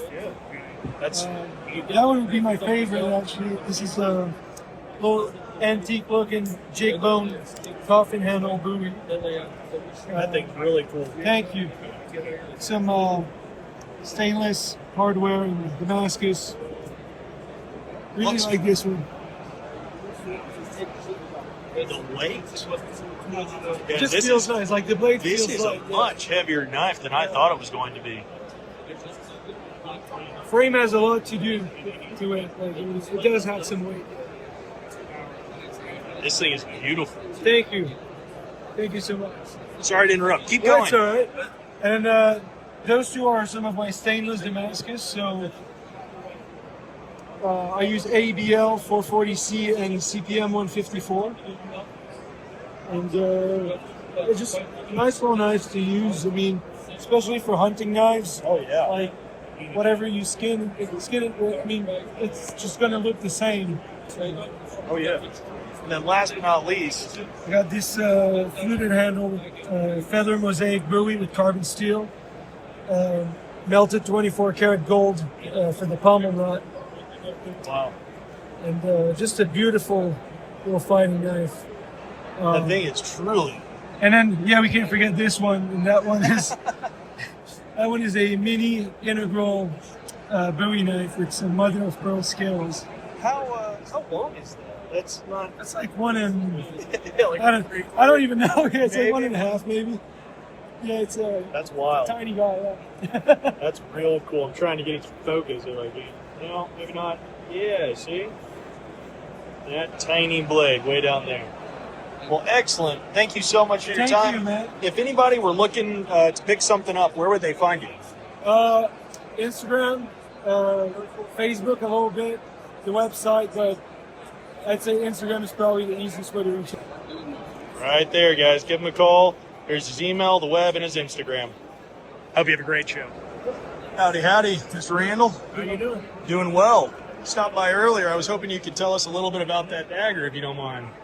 Well, yeah, it's a gold inlaid guard, spacer, hat cap on the top with a gold inlaid pommel, gold twisted wire with ladder pattern blade, 10.5 inch blade on it. 10.5 inch blade. Yep. That's real cool. And the other, are they skinners, or what do you call those other blades? Yeah, these are just integral hunters that are forged from 1084 steel. Then it's 15N20 and 1084 feather pattern with a walrus handle on it, stainless fittings. Damn. This guy's that bison, or? I'm sorry? Is that bison? No, it's water buffalo. Water buffalo. Yep. Oh, that's cool. That's real. You mind if I pick it up? Sure. Wow. That's cool. Well, for anybody that's interested, what's the best way to get in contact with you? You can contact me at off that business card right there. Yes, sir. 426-4007. Some really, really impressive. And, man, I absolutely love that. Thanks for your time. Got feather pattern in the spine, 600 straight length. Would you mind telling me about that? What is this? Bread knife. Just a bread knife? Yeah. That is a big bread knife. I absolutely love this. It's a bread knife. Oh yeah. Like, this thing is serious, guys. I toyed with the name bread knife for the apocalypse. Blade length, 13 inches. Guys, this is incredible. I kind of based it loosely on an older piece that I have, the bread knife that was about this long. Oh, really? Yeah. I made it a little bit wider and just air shorter to make it more manageable. Hey, you got some really unique pieces. Like, can you tell me a little bit about all of them? Like, starting with this one and go that way? Or is this a chef knife? Yeah, this is like an integral chef's knife. This is one of my more typical 6-inch chef's knives. And then these are more art pieces. Yeah. You mind if I pick it up? Please do. This is very unique.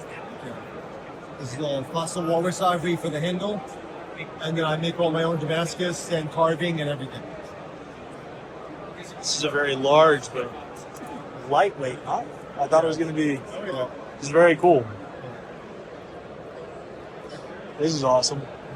So, do you enjoy making chef knives? Obviously, or kitchen products? I do, yeah. All right. I do like making a lot of art pieces. That's Sure. kind of where I started, but then I like doing a lot of chef's knives because that's my using knife. Yeah. What gets used the most? Still very interesting. Man. Huh. That's cool. Well, if somebody sees something here they want to take a closer look at, how can they get in contact with you? This year, my email or phone. My email is toothandnail13@yahoo.com. Right there, guys. Out of Santa Fe, New Mexico. Very Yeah, cool. absolutely. Excellent. Hope you have a great show. Yeah, enjoy.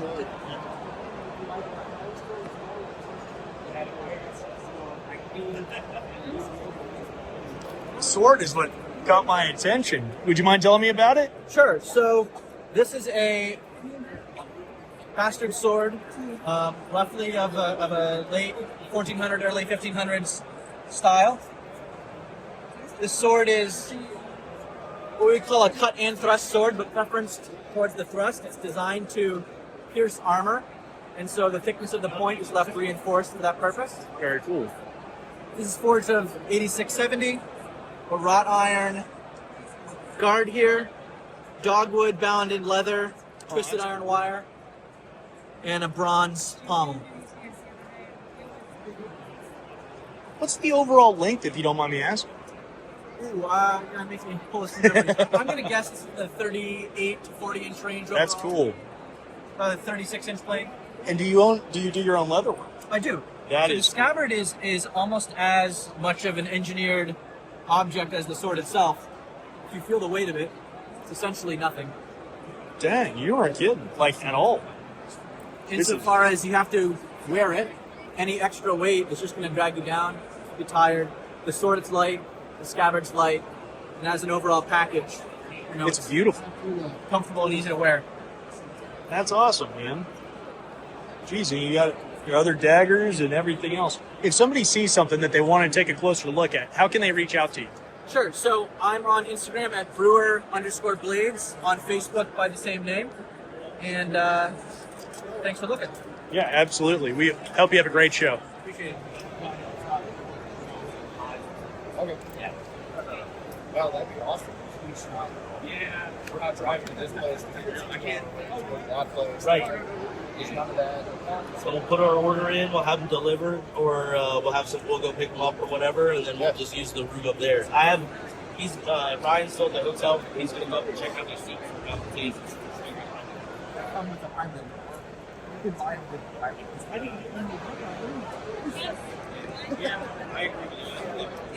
Where are you out of? I'm from Quebec, Canada. Quebec, Canada. Very cool. So, do you make or design these? Can you tell me about them? Everything. Yeah. What would be your favorite pattern or design that you got? I think the Dryad, this model. So it's got a stainless Damascus blade, homebrewed checkerboard pattern in CPM 154 and ABL. And it's a frame lock, so it's a kind of a duality. Both sides are different. Yeah. And mother of pearl pivot inlay and mother of pearl underlays. So that would be. That's very cool. Yeah, that would be my. Mind if I hold it? Yes.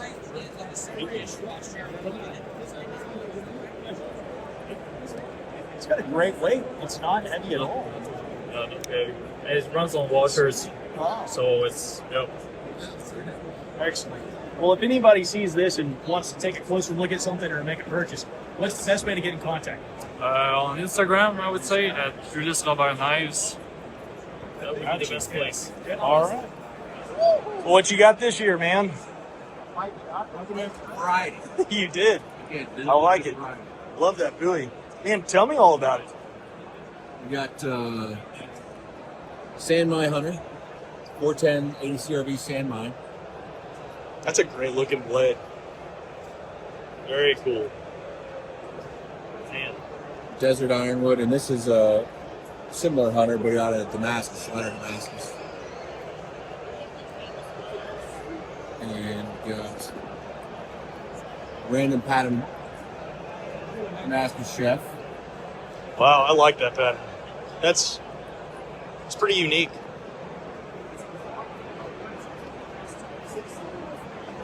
Same here, we got big old sand mine buoy.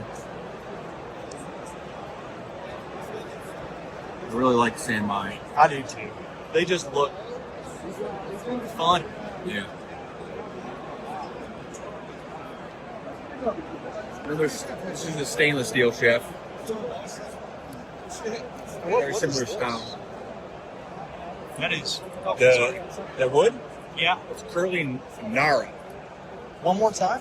Curly Nara. Gnarly. Okay. Really? Never even I think seen it's like in the acacia family. Oh, wow. All right. So it's really pretty cool.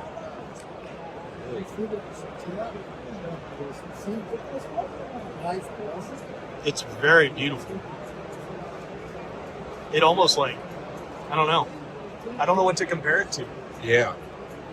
It's Fascinating. Well, of everything, I guess here, what would be your favorite? My favorite? I like the big blue. Oh, absolutely. What's not to like? Perfect.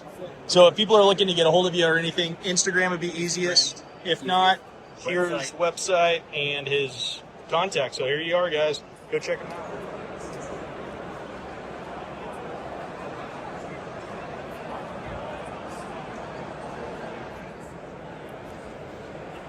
You're welcome. Pick it up. Yes, sir.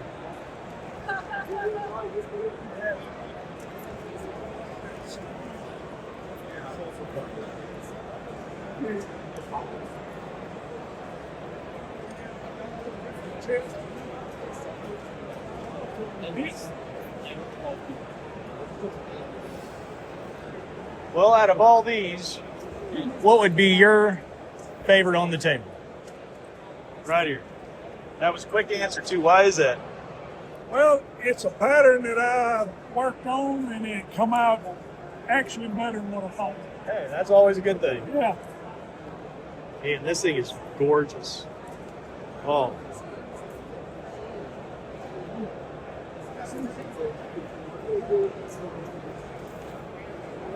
And that knife section got a real good feel to it. It really, really does. I was told another video from Texas show that I was going too fast with the camera, so I had to slow it down. But, man, this is such a unique blade. So, tell me, what's the spacers and everything on there? This is bronze, and this is stainless steel. Bronze, and that's stainless steel. Wow. And this is this I can't remember, but I think this was 80 layers of Damascus. Wow. It's 145 layers in that right there. Beautiful, beautiful place. Oh. I took Texas wind Okay. and I altered it. Really? Yeah. That's cool. Well, if anybody's looking to get in touch with you or contact you, they want to buy something, what's the best way to get in contact with you? The best way is send me an email, phone with that. Got you right there, guys. Go check them out. You won't be disappointed or sorry, I promise. How are you?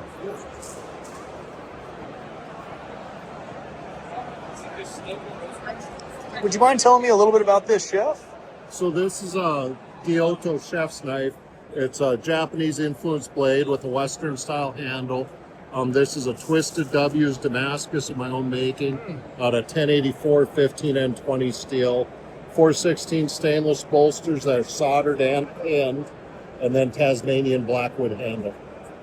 Tasmanian black. Yep, That's a good looking. it is. And it just, it flows with it in. Yeah. Really like that. Thank you. Stack holders too. These things are beautiful. So if anybody sees anything they'd like to take a look at, what's the best way to get in contact with you? Either Instagram or Facebook message. Instagram or Facebook. Got it. Looking right at him, I don't even realize it. There's his contact information, everybody. Go check him out. Some really, really beautiful chef blades and incredible holders too. Oh, really? Yeah. Yeah, it's a little switch barrel fabric. Okay. It's got a 2520, a 3220, and a 12 gauge, all serial numbers of the same guns. Really? That's cool. So really, really unique. What kind of wood is that? Or what kind of material is that? It's marbled carbon fiber. Marbled carbon fiber. Excuse me. I was totally off on that. That's great looking stuff. Excellent. Well, if somebody were looking to get in contact with you, what's the easiest way to get in contact with you? Just look me up on the web. Web? Excellent. All right. Instagram or Facebook. Perfect. What would be your website? BillBurkeKnives.com. BillBurkeKnives.com. Thank you so much. Hope you have a great show. How's it going?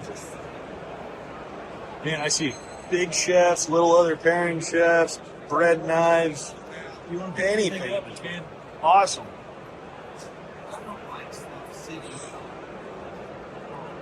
Wow. What you got this year? Same old, same old. A lot of good stuff. How you doing? Good. I was sitting out there. I was like, I don't know if he's here this year. I couldn't remember. I didn't want to I seen that run. I was going through my phone, and finally I sent JD a message and said, "Who was that you introduced me to last year? I bought a knife from the tree bug. I now found it." So you see your mates. Yes, sir. Yes, sir. Is that all right so far? Nothing yet, but we got a lot of people. I mean, it's Friday. It's Friday. Everybody's going to have to make at least 2 laps. And then a lot of people lingering and picking stuff up. Well, of everything on the table, what would be your favorite piece? Right now, probably this one. I just redesigned the handle on it, and the way that the Damascus pattern pops, it makes me happy. Man, that's gold. Man, incredible. Thank you. Well, for anybody that wants to reach out to you, what's the easiest way to get in contact with you? Email. Email. Yeah, Micah@mdedgeworks.com. There it is, guys. Go check them out. And you got a lot of new stuff too. Yeah. Of everything on the table, what's your favorite right now?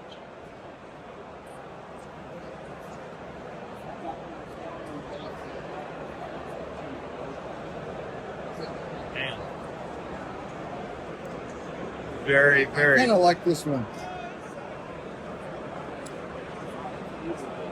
Is that stainless Damascus? No. Polished. Okay. It's Yeah, so polished. that. Wow. I don't hardly ever make Damascus, and it's very rare I'll make it. Man, this is beautiful.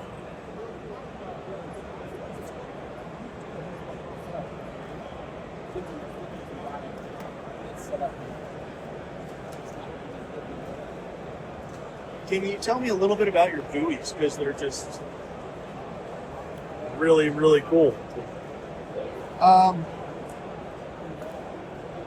I buy these antique Bowie knives books. Yeah. And that's where I get the patterns. And it's Okay. This is from one of those books. So you go and you This find is the one of older those style, or the books that have the old blades in them, and just have fun. Yeah. If they catch my attention, and I say, "Oh, that looks cool." Well, they do. You've done great. Thank you. Truly, truly beautiful blades. This one here I got from the Navajo code talkers. Oh, in that yeah? scene where he gets that buoy out of his boot. Yeah, yeah. That's where I kind of got that idea. On Yeah, I know the movie you're talking, like Wind Talkers or something. Wind like that. Talkers, Yeah. No, I know exactly what. That's cool. Mind if I pick that up? Oh, help us out. That's cool. It feels good with that curve in. When I put it in my hand, it fits and just molds in really, really well. That's an impressive blade. Well, excellent. Well, if anybody were interested and wanted to reach out to you or buy one of these knives, what's the best method to reach out and get in contact with you? On email. Email. All right, here we go. Right there. There's all of his contact. Go check out Henry and all of his awesome blades. Have a great show. Howdy, howdy. Cruising by and had to stop. This is what caught my eye originally.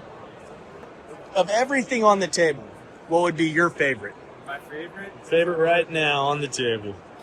Because, I mean, you got a little bit of everything. Skinners, hunting knives, a little bit of EDC, small skinners. Can you tell me a little bit about it? It's just a white hunting knife with a maple burl handle, bronze guard, with a nickel spacer. You're not joking about lightweight. Yeah, that it's is super so lightweight. incredibly lightweight. Like, guys, you backcountry elk hunters and deer hunters where ounces are pounds and everything, definitely come over and check. Definitely come and take a peek at those. Now, tell me about some of these larger ones.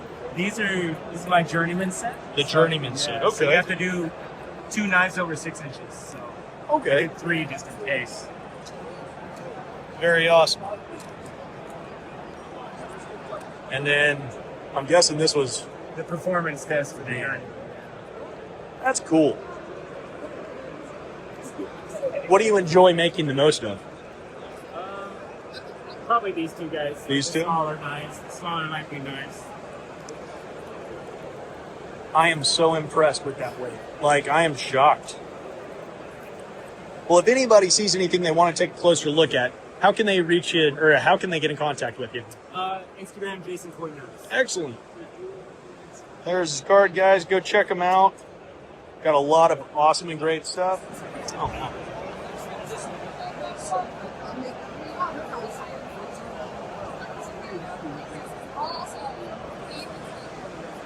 Oh, that's pretty good for that. This is Come on. Look, that's what I'm saying.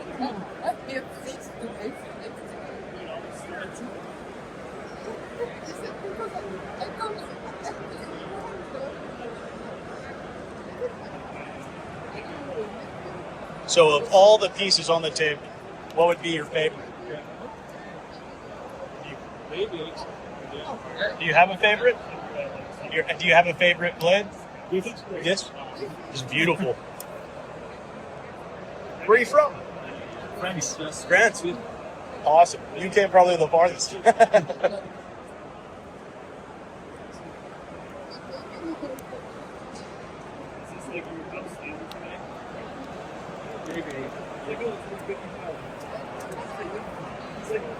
shouldn't do that. You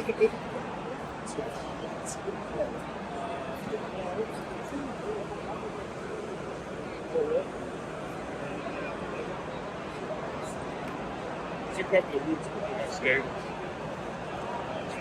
They're beautiful.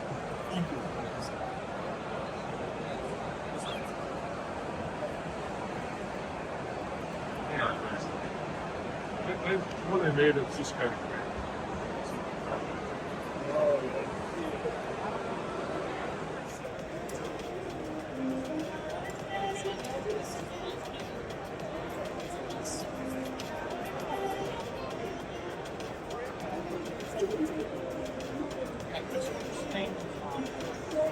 Eating what today, sir? Some very, very interesting, beautiful pieces. Thank you, sir. Wow.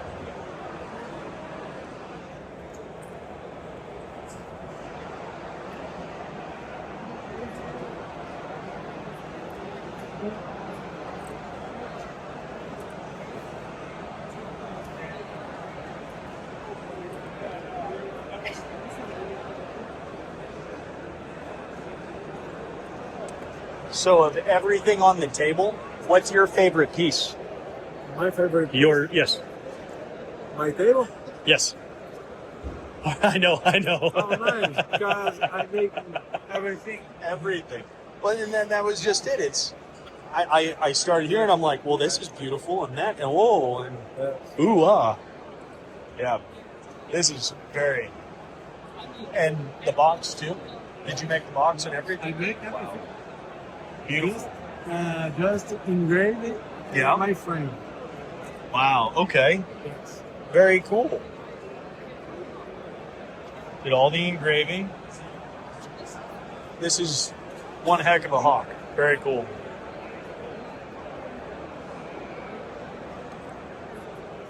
The easiest way for someone to get in contact with you, you said Instagram, Yes. correct? Instagram. Right here, guys. Scan that barcode and it'll take you straight over to his page. Thank you. Thank you.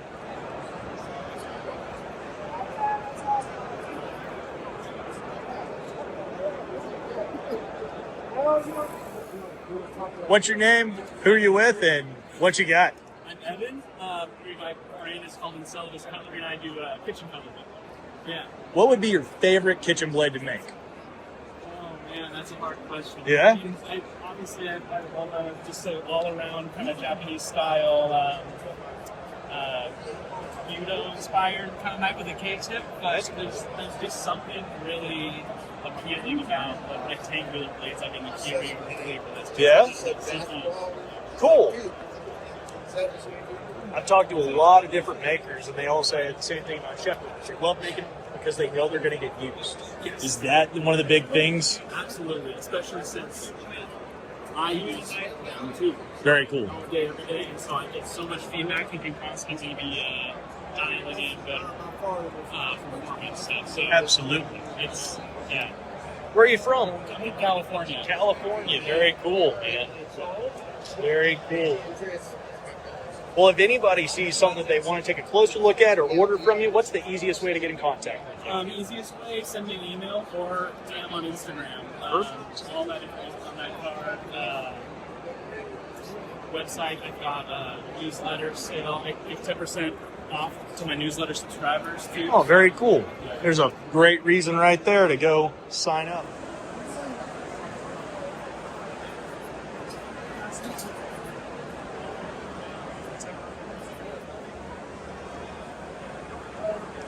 Howdy, howdy. How are you? We're good. How are you? I'm here. It's day one. So what else can I say?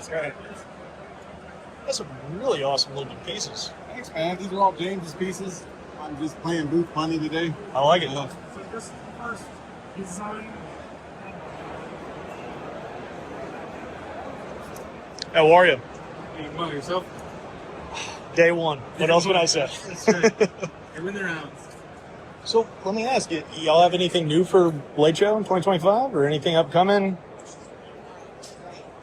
He can answer that question a lot better than I can. Do for Blade Show is probably our Smith & Sons collaboration knives. Very cool. So that's our collaboration with Smith & Sons. That's the Axiom and the Brave. We got one more coming out soon too. These are some of the first ones we got done. We brought them to the show here. Excellent. And this is actually Smith & Sons design as well. It's our Trailhead Trapper. Last year at Blade Show we had the first prototypes. These are some of the production run and some custom handle options here. So very awesome. I think that's the new stuff for Blade Show. Other than that, we brought a bunch of custom Ursus Cubs and Model 1s. You know, I picked one up last year. I've used it for a solid year. I just posted it this spring.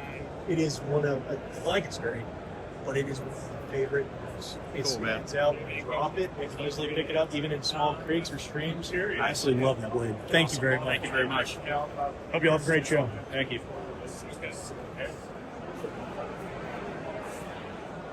That's the only thing not covered under the warranty.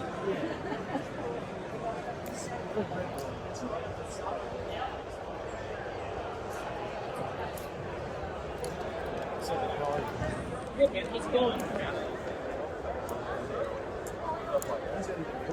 This is my 27. Those have been released in the last week. I've got some 15V and a micro Jimbo, and also a. I'll save it.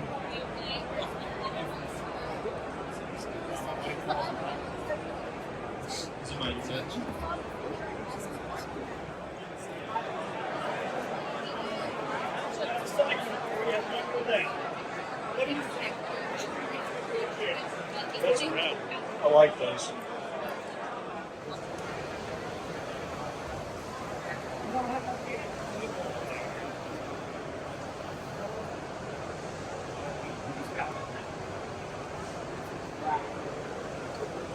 I'll put 8 more cake twice.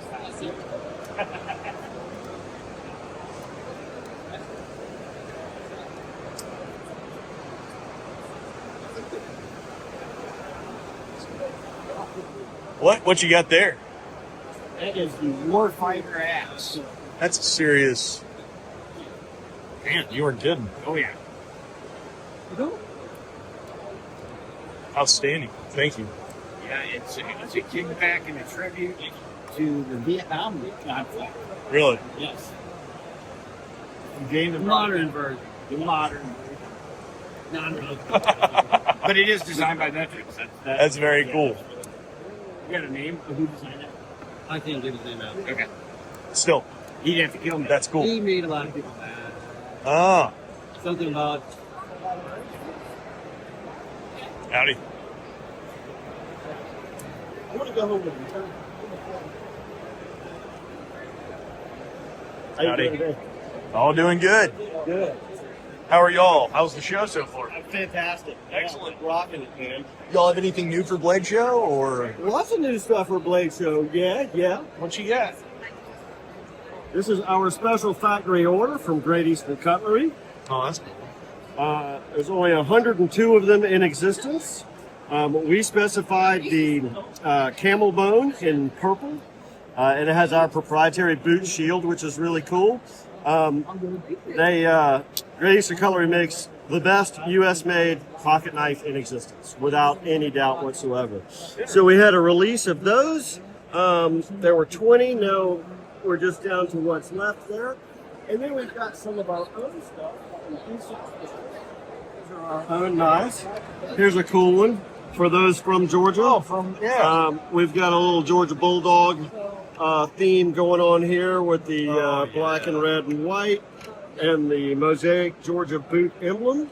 Mind if I pick that up? Absolutely. It's very lightweight for what I thought it was going to be, just a little bit heavier, and it feels. It's our pattern. It's our design. I like it. It's kind of a loveless drop point style, but meant to be, anything from a hunting to everyday carry. Absolutely. Like bushcraft, right? So, and where are y'all located exactly? We are located in Cumming, Georgia, which is only about 30 minutes from here. We Outstanding. are in the Atlanta area up on the north side. Very cool. And did you have to take apart the shop again, or? So this comes from our shop. That's cool. This is on the wall in our store, and it's also our trade show backdrop. That's so we awesome. take it off the wall and we put some tables up, put product back on there. So the store is open.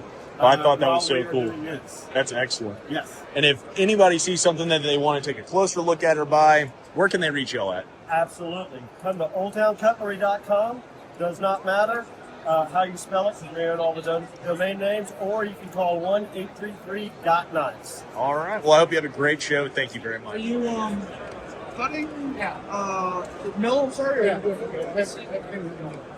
Yeah, because I tried doing the milling on this type of stuff too, and like my mill's it's just a little baby import thing. So I just got just Winkler. So it's just I think I need to get a bigger one, but yeah, just pulled like 8 end mills, and I'm like, I'm done. So I just use a cutting wheel. I've been doing CNC machining for a long time, so I kind of I do all that with a already down in the shop. What size D10 do you run on this thing? A 16. What size do you use? 16. Look.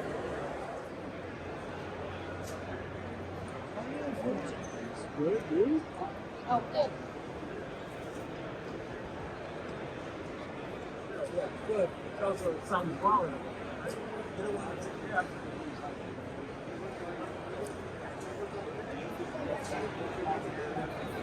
Good morning. How are you? Setting up. Yeah. You got just about every size fixed blade. Yeah. Of everything on the table, what would be probably your favorite? Either to make or just your favorite blade? Like this is one like what I like real well out of this batch. What model would you call that, or can you tell us a little bit I about it? don't have any models. No models on. No two are the same. They're all different. custom. 100% different, unique. It's very, very light. Like, it's much lighter than I thought it was going to be. What steel is that? That's I use 15N20, 01, and nickel. So it's nickel Damascus, and I glue my blades. Very cool. Where are you out of? Oh, West Virginia, excuse me. That's cool. Not too terribly far, but not too terribly close. 8 hours. Yeah, terrible. Long enough that it's Not fun, yeah. Well, if anybody sees anything they want to take a closer look at, what would be the best way to get in contact with you? email. Email? Awesome. Right there, guys. Go check it out. Some really, really beautiful knives. My mother-in-law in 2002, and I thought it was going to be mine to have a second one, and then she just threw. Good morning. How are y'all? Good morning. Lauren, my mother-in-law. Wow. That's gorgeous. Would you mind telling us a little bit about it? Would you mind telling us a little bit about this blade? Oh, not at all. The pattern on this knife is it's called dragon skin. Wow. Yeah, and it is a flipper. I use some giraffe bone for the handle and had it embellished on the spine, and also the bolsters got 24 karat gold with longless silver. And let me show you. You can open this thing 3 ways. Oh. It is a flipper. You can flip it out like this. It's pretty cool. It's very smooth. And you can open it like this with your thumb stud. also. That's another way. Now in the closed position, the knife should not fall out, right? But like that. Very smooth. And I see you're out of Amarillo, so that's great, having a fellow Texan here. Oh, that's a really unique blade. Man. Well, if someone sees anything here on your table that they want to take a closer look at, how would they get in contact with you? They can reach me through my website. My website has all the contact info there. Perfect. And also links to my Facebook that I don't have. I do have an Instagram account. I just don't have it. No, not a problem. What would your Instagram be? Champ Knives. Okay, perfect. Guys, go check them out. That is truly incredible.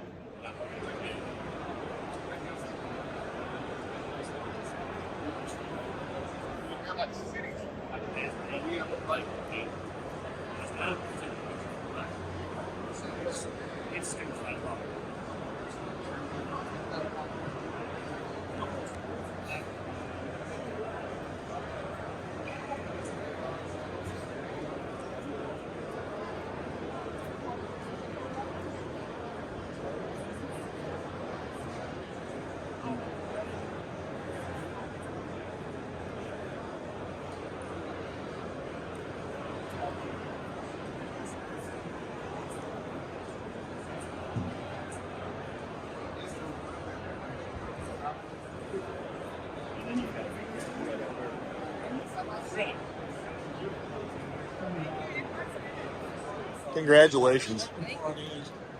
Wow. Can you tell us a little bit about that? That is just spectacular. Oh, this is awesome. So, this is Alice Carter's brainchild. So she asked me for she needed a round steel handle. So it had to be a dagger. And I'm like, how the hell am I going to make a round steel handle? So I took a piece of 1-inch pipe and forged it in. Nice and slow and easy. Really? Real even. That's clear. Yeah, it turned out slick. So, And that is, I really love the dragonflies. dragonflies. That's awesome. And frog was mine. I love it. She's like, what else did it need? I'm like, one tiny frog. It turned out real nice. They all do. They're just beautiful. Thank you. Goodness. So is that That's water buffalo. water buffalo? It's got some sort of kelpie circle, 24 carat inlay. Wow. This guy. I'll be honest, guys, this camper is not doing these blades justice. So I'm trying to take my time and get them in. That's a glow in the dark handle. That's just fun. Not going there. Yeah. Yeah. Do you know leather work as well? No, sir. No? Still, they're gorgeous and they're cool. Man, that pattern. Thank you. And everything's feather on it. Yeah, this is a setup. Check it out. Well, if anybody sees anything they want to take a closer look at or possibly order or purchase, where can they find you? Kelly from Mirabella, Custom Knives. You can message me on Instagram Awesome. or Facebook Messenger. Here, guys, I highly recommend. They are extremely everything on our table is beautiful. But this one is truly breathtaking. Thank you. I hope you have a great show. Congratulations. Doing well. Steve Randall's table. Would you mind telling us a little bit about this? Because this looks fantastic. Thank you. It's basically a fighter, an 8-inch, 8.5-inch blade, feathered Damascus. The guard is also feathered. It's a little harder to see. That thing is incredible. If you look at the guard, the feather pattern goes right down the center of the guard as well. Nice piece of sandbar stag.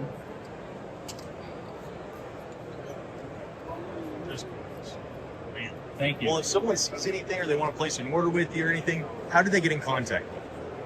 They can just, I got a website, KSR Blades, Knives by Steve Randall. Right there, guys. And then right there, it has my phone number as well. Perfect. I live out in New Mexico in the desert. And I like it. Yeah, you bet. Well, thank you very much. I hope you have a great show. All right. Yeah, I don't know.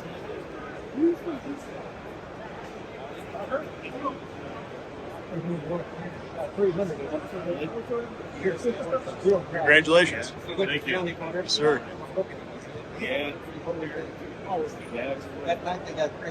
I like your shirt. I got to buy some poncho shirts. I've seen them and I like them. And I have worn them for the last year, almost every day. They're flannels, even these lightweights, yeah, longs. right. I think you've got one. Yeah. More than two. And I absolutely love them. Yeah.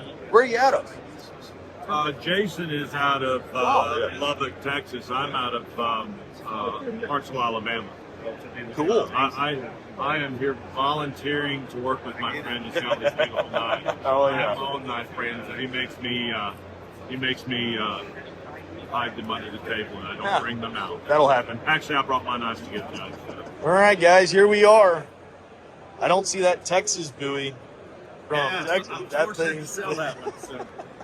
Well, what you got today? So I have a K-bar style, very cool fighter, made out of parts of an M1 carbine in the Damascus. Oh, that's and then there's gun stock wafers in with the leather, and 50 and 53 coins from the years of the Korean conflict. So kind of a Korean War theme piece is that one. Hey, that's a really cool idea with those pieces. I would have never thought about that. Yeah. It's awesome. That's what I love to do, is make an interesting story with a knife in it. Yeah. I mean, you mind if I pick that one up? Of course not. Incredibly light. Sir. Just saying. It's funny, whenever I show my wife one of my knives, I like, hold this and tell me what she thinks. She takes it and she goes, and I'm like, I would never do that with a knife. Why? And I'm like, I'm scared that I didn't make knives anymore. And then these are your my White River through production knives. Yeah. Excellent. Those are made in Michigan by Americans to my standards. It's my design. I have that done so that I can spend my shop time making crazy knives instead. Exactly. I like the crazy knife thing. Well, excellent. Well, if anybody's looking to get a hold of you, what would be the best way to get in contact with you? Fry Custom Knives everywhere. So Fry Custom Knives at Gmail, Fry Custom Knives on YouTube and Instagram and all the places. Where can they listen to you talk about? They can listen to us on New the podcast. on the Knives Templars podcast.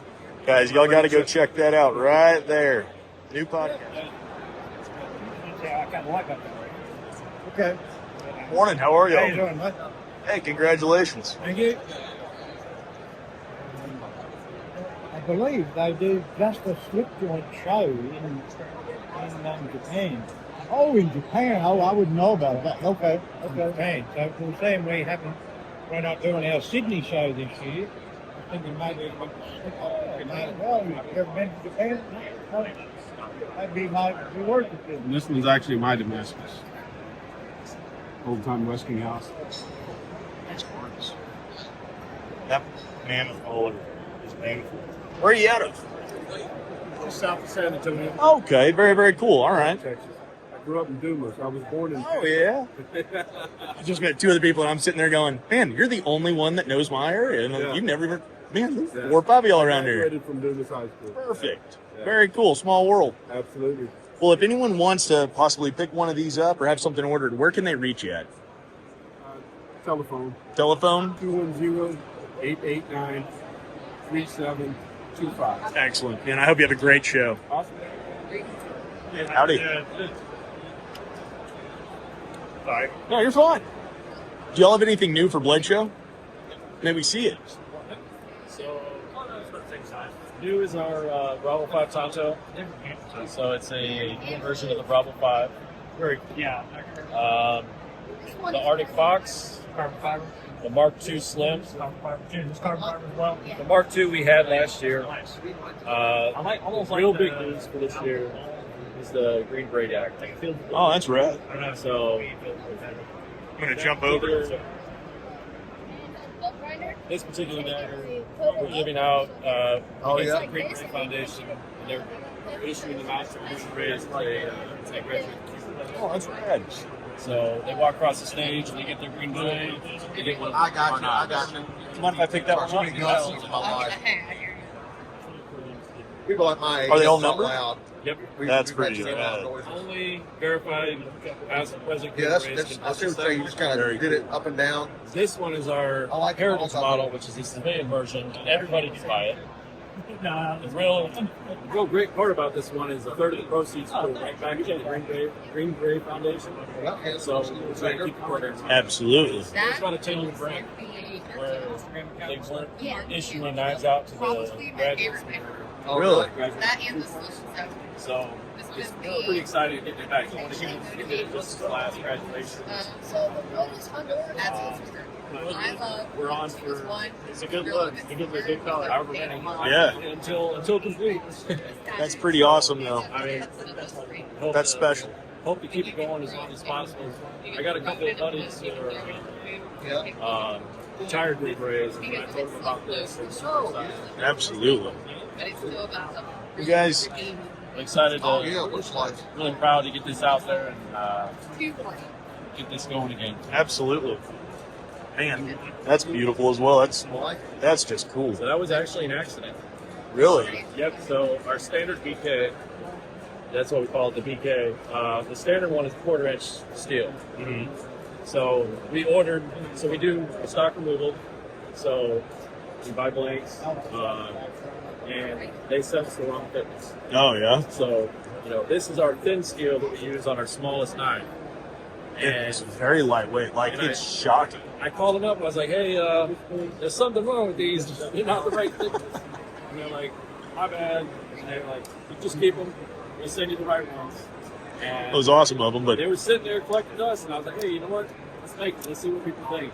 it's very lightweight And for what its size. It's actually been pretty popular for being an accident, And typically we do the scalping on the scales, but I was thinking that maybe we should try the rounded handles for that one. I like it. And it just fits. Absolutely. Well, if anybody sees anything that they want to take a closer look at and pick up, what's the best way to get in contact with y'all? ShootKnives.com. There it is, guys. Right there. There's QR code as well as all the other information. Go check them out. Appreciate your time. Have a great show.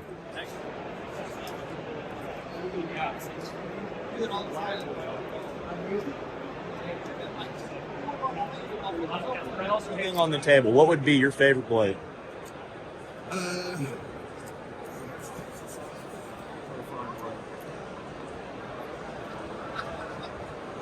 Well, it's the tier. Yeah, this is actually the size I carry.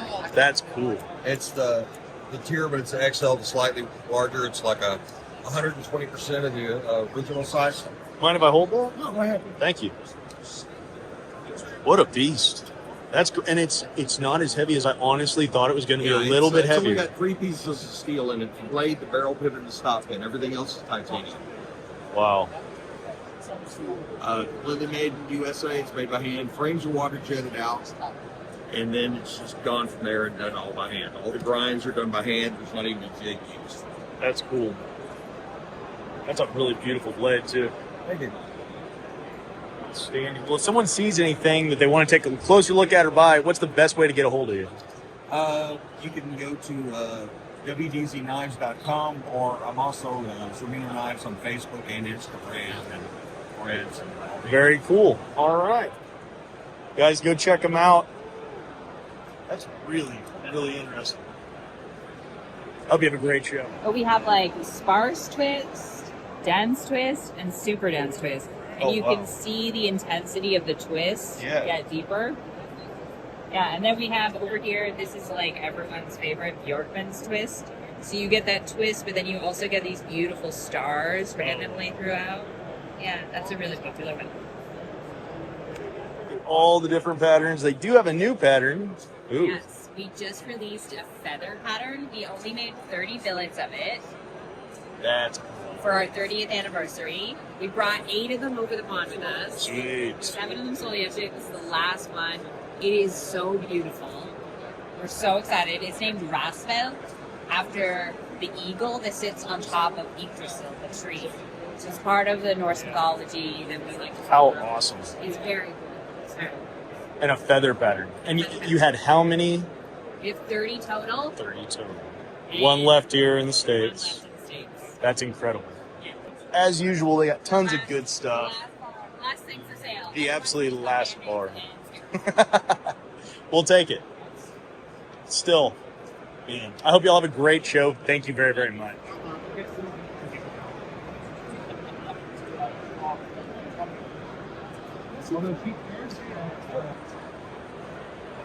They hired me for my looks. That happens.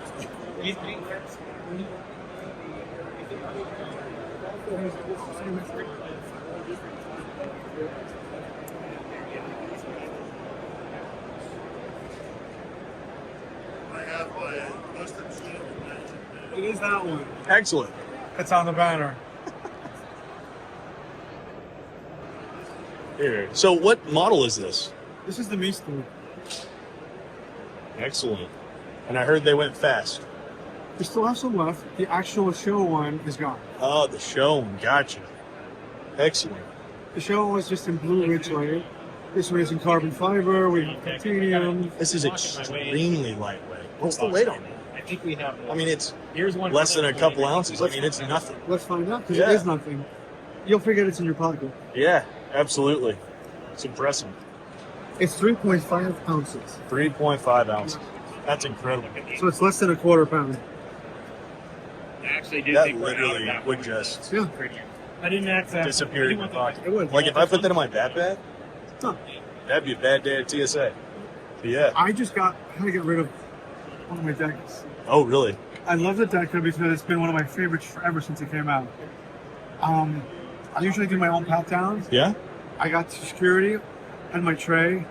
Just went like this, just make sure. And I was like, Oh, no. you know. And it was like, okay, bye, had to go. And Better I than a don't gun. know. Hey, still. Well, if anyone sees this or something else that they want to take a closer look at, what's the best way to get in contact with you all? You just actually go online to Hug Knives. HogueKnives.com, right there, guys. Go check them out. Appreciate your time. Have a great show. You too, thank you.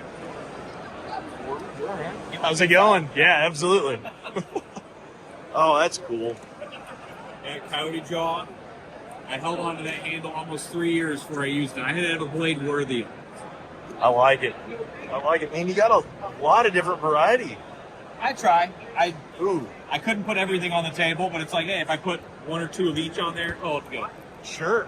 So, I like the bread knife. That's just so. it's a steampunk kind of Yeah. timekeeper kind of them things. When I first started making them, I was a little like questioning the offset design.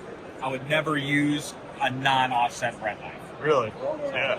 My wife loves hers, and she uses on it. She cuts tomatoes up with it. Sweet. That's everything.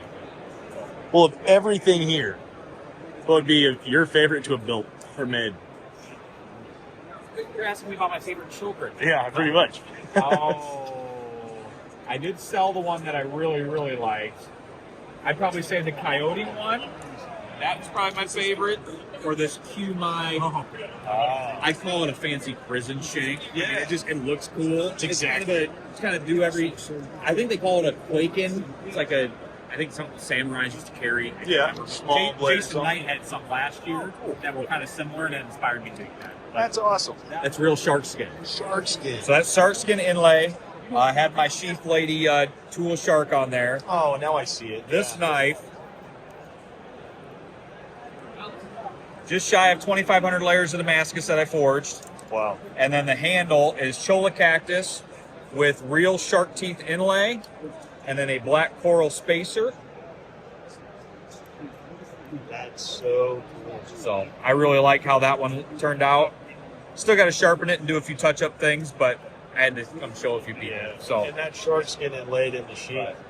That's cool. I like once in a while, every 3 months or 6 months, I want a fancy sheet. It's got to be worthy of something. You don't want plain Jane for something like this. Well, but that's cool, especially with the shark's teeth and the coral on. Yep, it goes with the whole shark, awesome. thing. So if it's a kitchen knife, probably, if I'm using one in the kitchen, I love my little 5-inch chef because I'm not using a huge knife in the kitchen because I'd chop my arm off if I'm using something. People don't. They like the smaller, 4 to 6, maybe 7. Yeah, I like those, the bunkas, and then I had to do one Damascus one too. Absolutely. But it's like 100 layer Damascus. I just thought it looked cool and something unique. Some people like that more Santoku shape. Yeah. And some people really like the Nakiris too. So. Well, if anyone sees anything off this video that they want to take a closer look at, what's the best way to get in contact? So, I have my website, graberforge.com. My Facebook is Graber Forge, and I have an Instagram too. And of course, you can always reach out to me directly. It's graberforge@gmail. Right there, guys.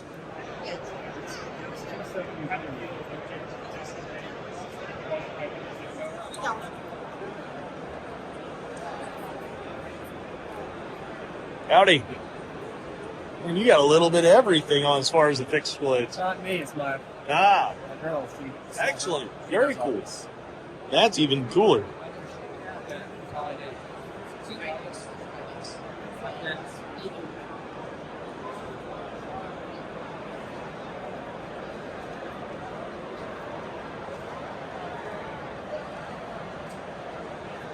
Does she do all of her own leather work as well? That's when she started. Oh, wow. That's cool. I'd say it's the best leather work place. For sure. You don't get that kind of. I mean, yeah. And that technique, you see someone else with it, they cool. copy it off. That is so clean.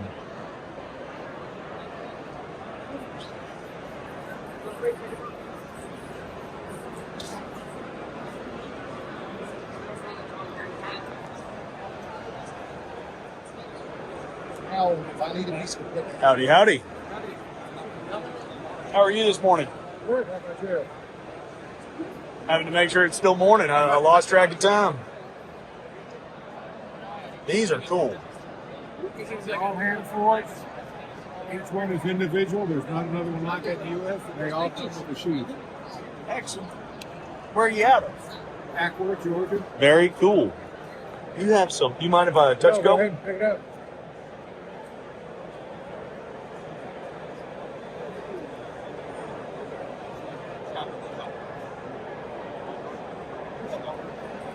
Some really unique blades.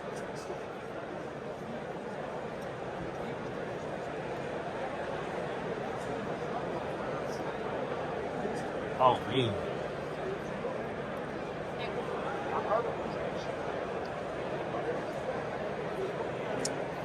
Do you make your own sheaths? Everything on the table. Everything. That's cool. Golly.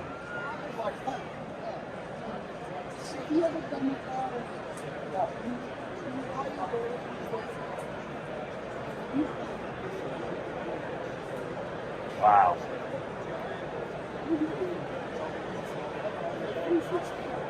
That feels generous. Fit your hand real good. It really does.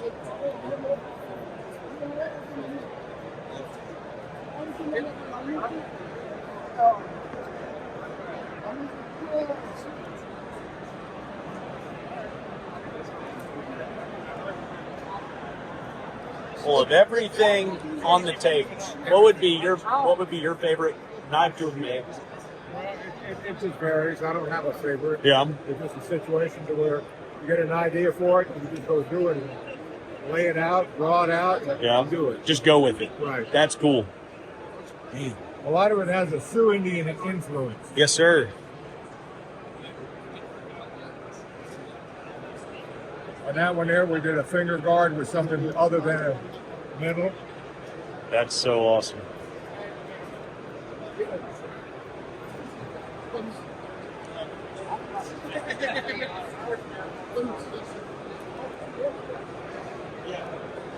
Oh, the sheath too. There's so many little details. I keep finding one thing, then another, then another.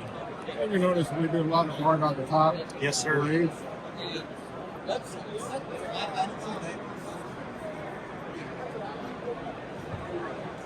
Wow. So unique. This actually came out of a deer that broke its leg. This was up here. It was broken. went down here and it healed. And it healed like that. Right. Wow, hardened in. That's crazy. Well, if somebody sees something, where can they reach out and contact you? This is the song he did coffee right here. Gotcha. Howdy, howdy. If somebody sees something on the table and they want to reach out and get in contact with you, how would they go about doing that? Instagram, Facebook, what would be best? Email's best. Email is best. I do Facebook. Right there. Not all that well. And I don't have any Instagram. Hey, but email works right there, guys. Go check them out. 100% some of the most unique and one-of-a-kind pieces I've really ever seen. I have fun doing that. Oh, absolutely. I was saying it. They're incredible. Even the sheaths and all the little details are just. 100% I do it all. The only thing here that I didn't do is I didn't do the stone. I had a friend of mine that did this time in the pictures. And then I got these 2 points right here were done by a Podok tribesman in Africa. Wow. Little short guy that sat there with an 18-pound sledgehammer head, squatted, sit there and hammered. Those were working hammer and hammer and hammer. Yeah. He was turning them out. He was turning out 15, 20 of them an hour. Just and they're amazingly very accurate, weight-wise and length-wise. The same size. They're just phenomenal. Wow. It's just so meticulous. It's incredible. I don't even know if it's high carbon steel. It's just it's a working tool. You know, it's one thing hooked up and good. It'll do its job. My grandfather.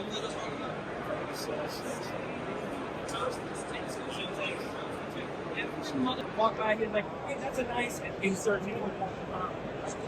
What's the best way to do it with y'all? Send y'all the knife and then let y'all fit it and everything? There's some that it depends on the maker. Yeah. I might already know which pattern fits it. Okay. If it's some weird custom-made knife that doesn't look like anything else, and that would require a custom, Yeah. I'm probably not going to be interested because you're not going to want to pay the rate. Okay. So it might take me a whole day to make it. Yeah. That's $500. Yeah. You see what I'm saying? Yeah. So when I can make 10 of these in a day. Yeah, it makes a lot more sense on that. And they're $100 a piece. You know what I'm saying? So I'm losing money making a custom in a day. Yeah. But small fixed blade knives, like Winkler makes some standard sizes, Yeah. S8, some people like that.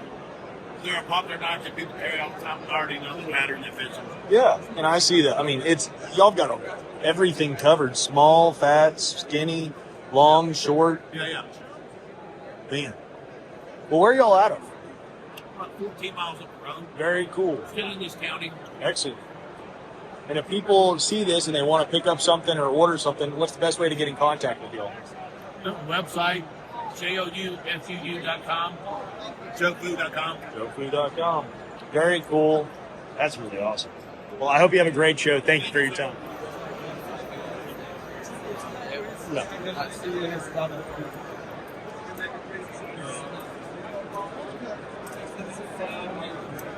Very nice to meet you.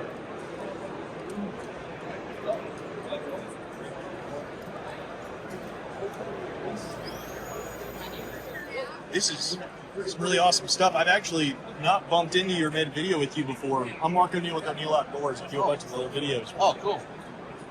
I've heard for the last, I think it was a Blade show, and I heard that I needed to come check you out, or Texas, and then this show, and I was like, man, I gotta go find him. Oh, awesome. Well, nice to meet you. I'm Matt. Absolutely. Thanks. Nice to meet you as well. Yes. Man, some really beautiful pieces. So of everything, I guess, on the tape, what would have been your favorite to have made? I love making the daggers. Love That's making my favorite. daggers. I just love How are you, man? Hey. I've been following you for a long time. Actually, I'm not a knife maker. I just got out here with my buddy Tim, and I love the daggers, man. Thank you. That's absolutely gorgeous. They are gorgeous. Thank you. Yeah, I just love the challenge of, it's 4 grinds as opposed to Yeah. 2. Keeping everything symmetrical and everything. It's just a lot of fun. It's a challenge. It's lighter than I thought it was going to be. Yeah. Much lighter. That's cool. I hollow grind the daggers, so that removes a lot of material. Oh my God. It also helps you see more of the depth of the Damascus. For sure. Well, between daggers or folders, Actually, yeah, that's What's more fun? folders are a lot of fun. Just because they're difficult? They're difficult a little bit. I mean, yeah, they're difficult, but I love being able to, Ooh.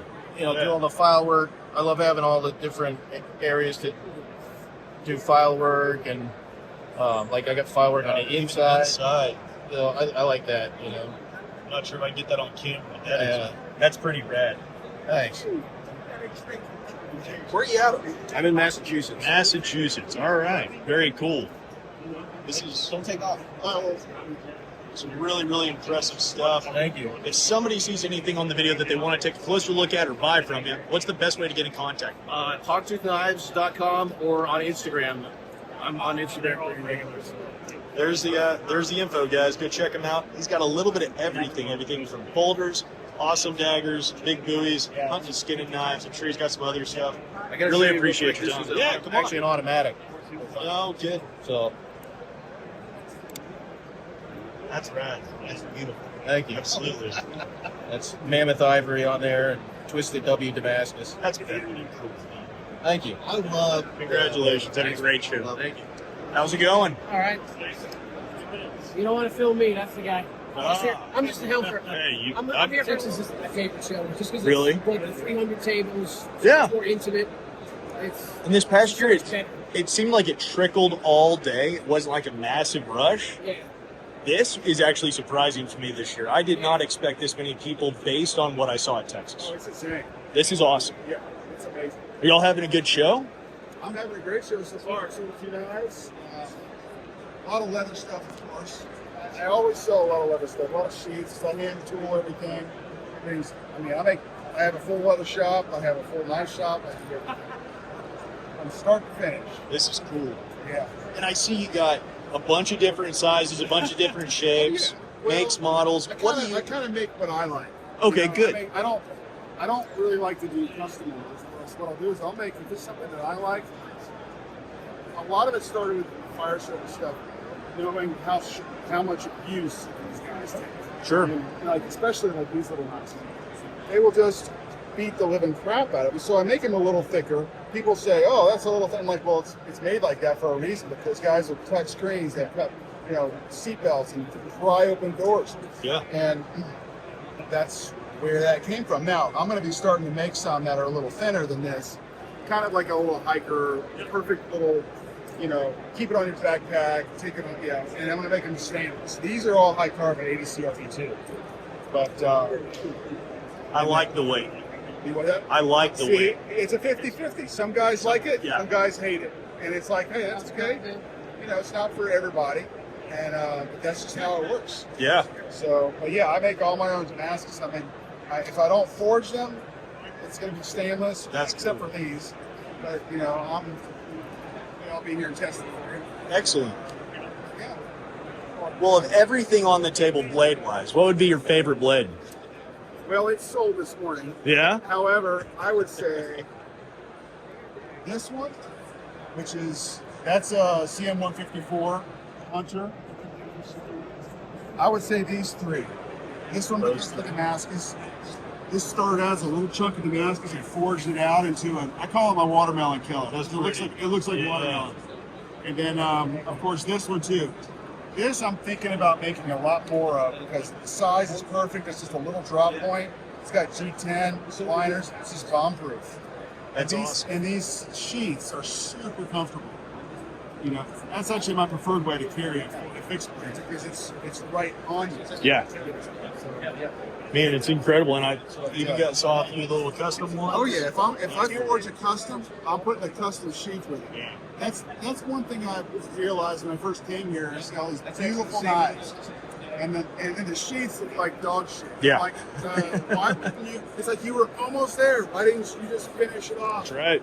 If I'm going to do it, it all has to be a total package. So, I take a lot of pride, puts a lot of time into it. And I can definitely tell. Well, if somebody sees something or they want to order something, what's the best way to get in contact with you? FTLeatherworks.com. Yep. Or FTLeatherworks@gmail.com. I'm on Instagram, Facebook. I started with a lot of fire service stuff, and I've got a big following through that. Very cool. But, I'm working towards still do that, but I'm working towards the knife world sheaths. I've been doing leather and tool sheaths for years. I make hundreds of these every year. Because they're all fitted, they're just built to last. Yeah. Man. That's here at Concealed Carry Magazine. Oh, that's cool. They did a whole page thing on us. Yeah. Man, awesome. Thick, good duty belts. Oh yeah, Carry belts. That's all. Hand stamping, it's lines. I do a lot of stuff. I do a lot of tool belts. I do alligator belts. You name it, I can do it. That's awesome. I spent 30 years in the fire department and I retired. And then the last 6 years is what I do full time. That's cool. Well, congratulations. I hope you have a great show, and thank you very much for your time. Maybe you like MK Knives and Tool. Where are y'all out of? We are from Poland. Poland. He's Man, a y'all. maker and designer. Perfect. Cool. So all the fixed blades we have here are custom made. You cannot find the same execution. Yeah. Every knife is different grindings, different handles, different That's steel. cool. Yeah, so different special blades from Schaefer. Yeah. And it's designed to make the fire Yeah. better way. So That's cool. What would be your favorite knife on the table that you've made? That one? That's cool. Wow, that's beautiful. Magna cut on the blade. Your Magna cut. CNC hollow bright. Hot carbon on the handle. That's cool. Hidden target. Man, that's really cool. And talk to me on some of those big ones. Oh, yeah, The tank looks like that. The tank is pretty wide, so it's still really solid. And a lot of strength on it. Yeah. And this is like the card with his webpage with all the executions, and on this you can buy. Okay. And this is the crowbar. Very cool. 6.5 thick. Elmax on the blade. Wow. DLC coating. Mind if I hold that? G10 insects. That's got good weight, and it feels good. The arc line is on purpose, right? To Come have a down better hit. and come down. Yeah. That's cool. Well, thank you. Thank you. If people were interested in wanting to look at these or buy, here is his card. His card is right here. And then here's where you can make your purchases and buy knives, correct? Right here. Special There it is, discount guys. for the bench. Very cool. Very cool. Man. Well, I hope y'all have a great show. Thank you all so very, very much. Take care. Thanks. Now, I might be wrong, but this is your first show at Blade Show, correct? That's awesome. So sorry. Yeah, all the other ones we've been buying things. Yeah, as you said the other day, this side versus that. I like that easy. Our favorite or new axe. I was gonna say, so on the Crusader axe. We officially got permission from John to rock Crusader. Oh. Perfect. That's why I came. Thank you for stopping, guys. Stopping.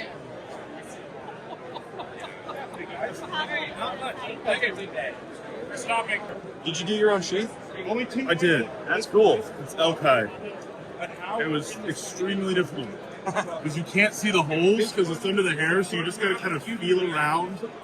It took way longer than it should have. I don't think I'll do that. Custom. Well, of everything on the table, what would be your personal favorite? Man, honestly, it's these axes. These I axes? love these dang things. This, I think, is one of the prettiest things he's ever made. Yeah. Yeah, we love the flatheads. We have them in marshals, have them, a bunch of sheriffs, local agencies got them, rangers, a couple special That's forces cool. guys. No kidding. That's really what we're trying to cater to with it. Absolutely. It's useful for like everything. If somebody sees something on the table that they want to take a look at or even buy, how do they get in contact with you?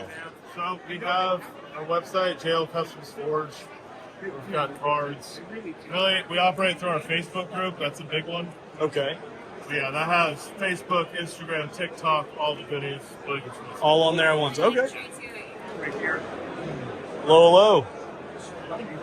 Doing well. How are you? Just fine.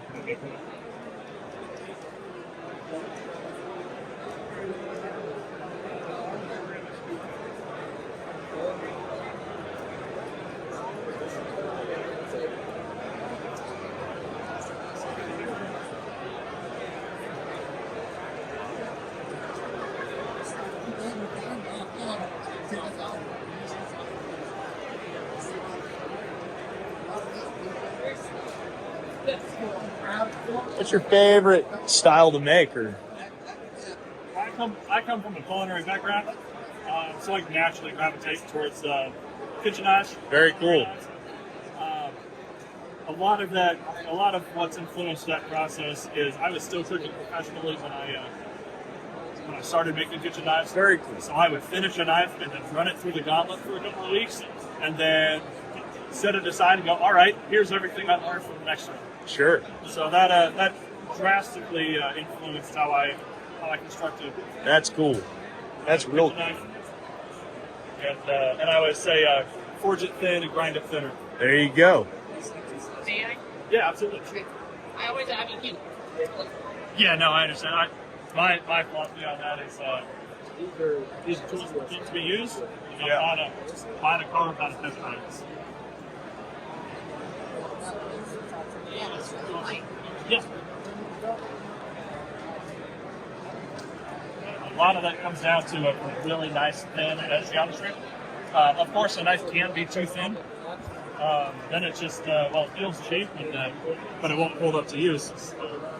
But balancing your steel selection, your heat treatment, and your edge geometry, you have a really fine cutting edge with a really nice geometry behind it. Now, I talk to people all the time, because I also run a sharpening shop. I talk to people all the time about why I found 000 scotch right. Just basically slightly scrub it, and I didn't have time to clean all the oxides off from the laser. Once you clean it off with a little bit of a Scotch-Brite, it will pop the coin and all the you'll see it really sharpen everything. Enjoy the show. Don't forget to look in the big room. This is the small room. Okay. Oh yeah. There's a lot of money everywhere. Thank you for stopping. Nice meeting you. Well, Brian, of everything that you got on the table, what's your favorite blade that you got to make? It just walked away. Awesome. That's awesome. So That's fantastic. It was a copper sand mine by Adam Brazil. It had a mammoth tusk ivory rear of the handle with some redwood lace. Beautiful.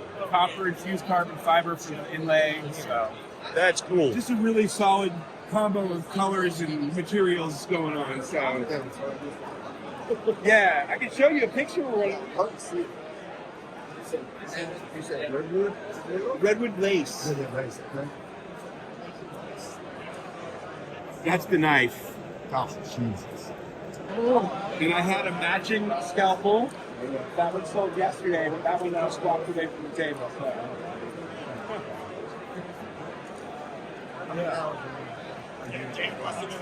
Probably 12, 20 hours.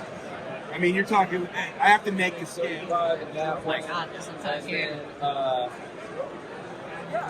How's it going? Well, you got a lot more than you usually do. Absolutely do. Man, some of these are absolutely gorgeous. Thank you. Of everything you got on the table, what would be like your favorite piece? Just rub this stuff right now. That one? What's the history on that? It's probably from the 50s. Collins Legitimus. It's just a combination of Legitimus with Roy's size 5X. Not very common. Wow. It's really cool. Plus, it's on a figured hickory handle. Too far. That's my favorite.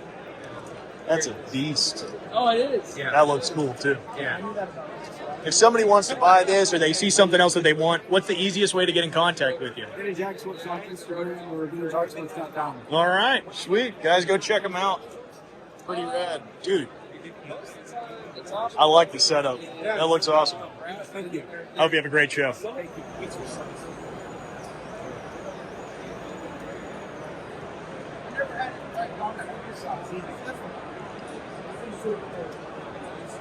I've meant since it come out, and I keep forgetting to drop it off at some point, so I happen to have it today, and I remember. Okay. All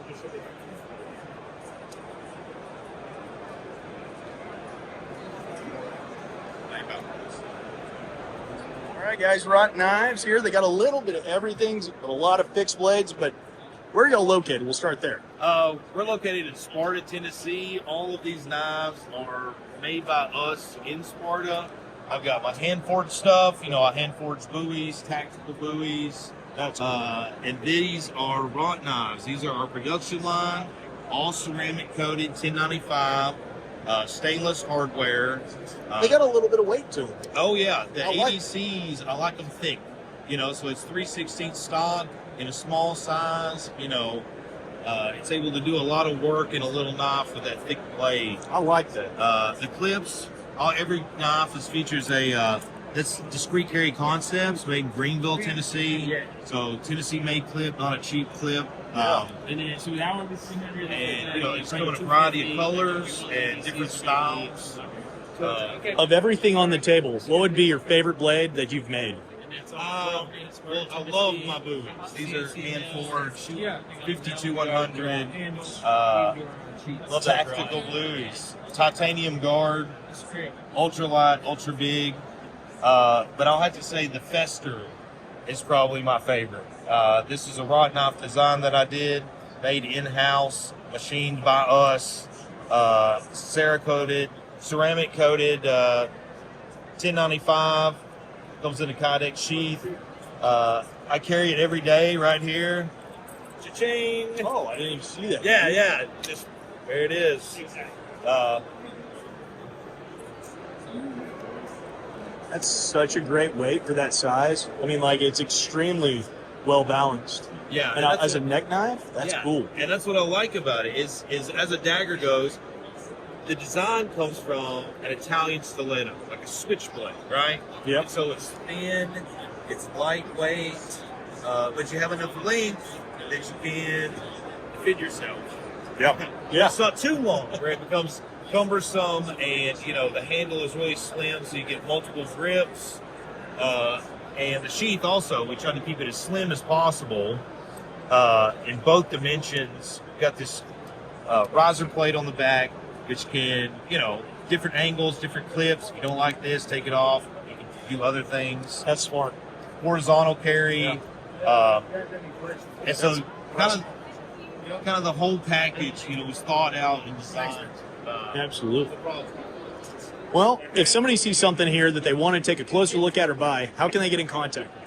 They can get in contact through Wrought Knives on Instagram. It's probably the easiest way to do it. Just send us an email. We're working on a website. We're trying to get all that, but we're makers first, and so things like websites and that kind of stuff kind of falls to the wayside. So Instagram would be best? Instagram Perfect. would be best. Wrought Knives on Instagram. Well, yeah, such a variety here. I hope you have a fantastic show. Thank you for your time. You too. Thanks.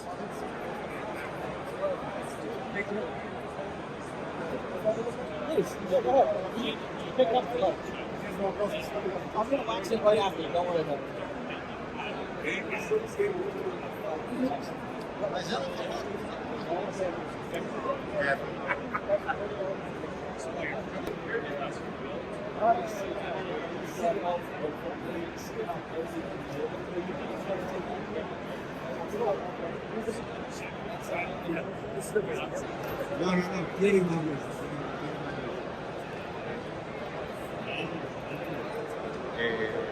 No tiene mucha variedad.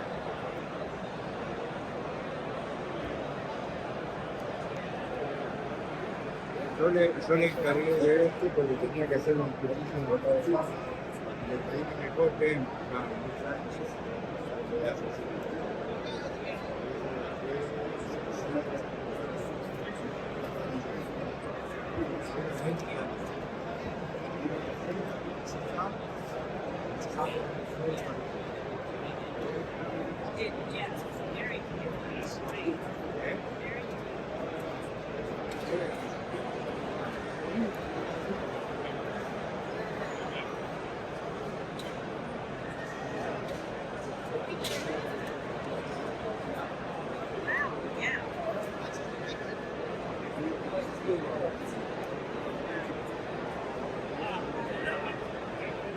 Doing well.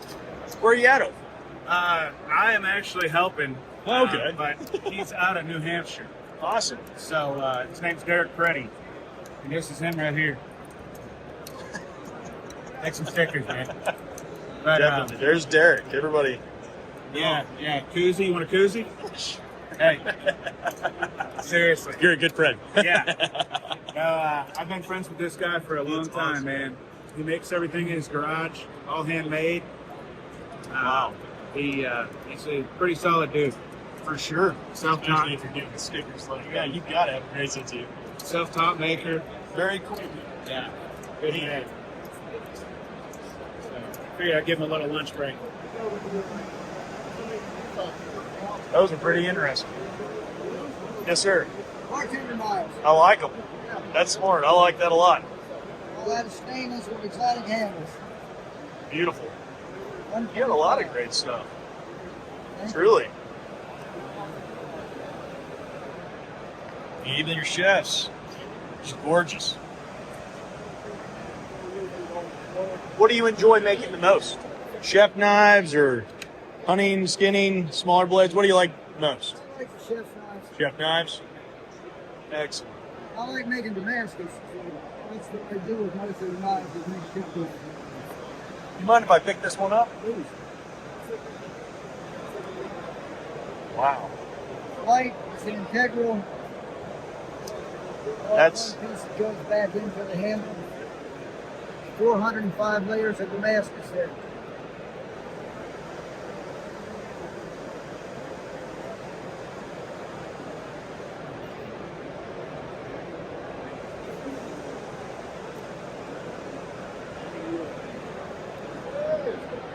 wow.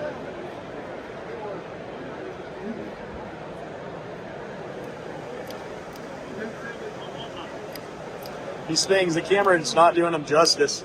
So I hope everybody at home knows that. Beautiful. If you had to pick one blade on the table that would be your favorite blade on the table, what would it be? For just on your table. So, we're cooking. I picked one of these three. Yep. I was going to go out in the bush to survive. I picked one of my hunter's cleavers. The hunter's cleavers. It's carbon steel, so you can hit the rod on it, get a spark. You can make yourself a camp with it. Yes, sir. That's a serious cleaver. Yeah. That's a very serious cleaver. I like that. That's a repurpose. A guy shows up, gave me 57 lawnmower blades. What are you going to do with it? So I came up with the cleavers all over the country. Sold people in Europe. Wow. Very awesome. Somebody wanted to pick something up that you have. How would they get in contact with you? Card and my telephone address is on the card. That telephone comes to me. It's my cell. Excellent. Well, I hope you have a great show, and thank you so much, sir. Howdy, howdy. How are you? Good. Where are you out of? Wyoming. Wyoming. Very cool. Far from home. Yeah. Welcome back, them poor guys. Those are beautiful.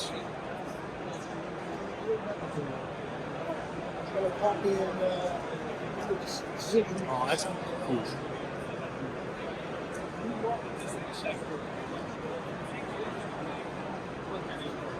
Oh, mind if I pick this one up? Yeah, go ahead. All these in this row have sharp skinny tools.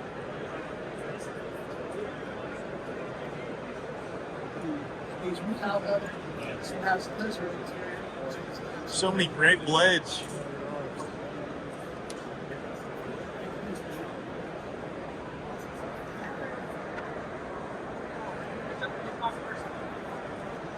If you had to pick one on the table that would be your favorite, or that you made that was your favorite, which would it be? My brother makes these. He's Oh. wandering around.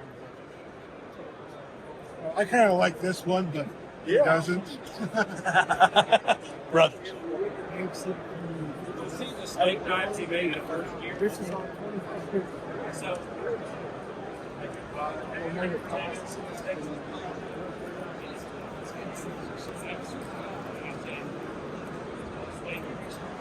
Good afternoon. Howdy, howdy. How are you? Good. How about you?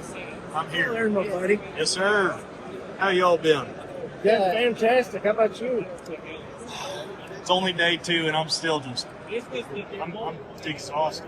I got. Still going. A lot of fun. How about y'all? Y'all have a good show? Oh yeah. Excellent. So far, it's been a great. Excellent. Here we are, Maldonado Custom Knives. This guy's got some of my favorite folders that, hands down, no question about it. So he's going to show us a couple of the new ones that he's got and he's been working on. If you follow him on Instagram, he's been showing those videos pretty regular and super excited about it. So show us what you got. Well, right now, these two right here are probably the newest ones I've made. And this one has some engraving from Dale Bass, who is one of my favorite engravers. He's just a really, it's got some nice stag on, presentation grade stag. Wow. Steel from a good friend of mine, Kurt Zimmerman. You probably ran into him a couple times, but just a really nice pattern in there. That's gorgeous. These are about the two newest, latest ones that I bought. This is another little long boaster with a somewhat of a keyhole that I've been doing on these on this particular style of folder. Feather Damascus, same thing from my friend Kurt, who is he's just fantastic at making steel, but Just beautiful. There's so many details in there, and every time that I look at one of your knives, I see something new or different on it that I hadn't noticed before, and they're like little Easter eggs every single time. There's so many acute and fine details to your blades. They're just incredible. What booth are you at here at Blade Show? this is 14E. 14E. Guys, if you're here at Blade Show, tomorrow's day 3, so I'm going to try to post this evening, but if you have the ability to swing by here on his booth, I highly recommend it. What would be your favorite on the table right now? Well, right now, it's hard to say. Yeah? These two, because they're the latest ones I've made. So this one here I made right before Blade Show. I rushed on that one, and it actually came out nicer than some of the other ones I take my time on. It's a shame that doesn't happen every time. I know it. But it was something simple. I figured I needed to add a little color to my table. It is really neat, yeah. Well, if anybody wants to, they can reach you here. Probably Instagram is the best way to get in contact with you. Facebook, Instagram. That's perfect. Still, come check him out, guys. Appreciate your time, and I hope you have a wonderful show. Thank you. Howdy, howdy. How are you? Hi, thank you.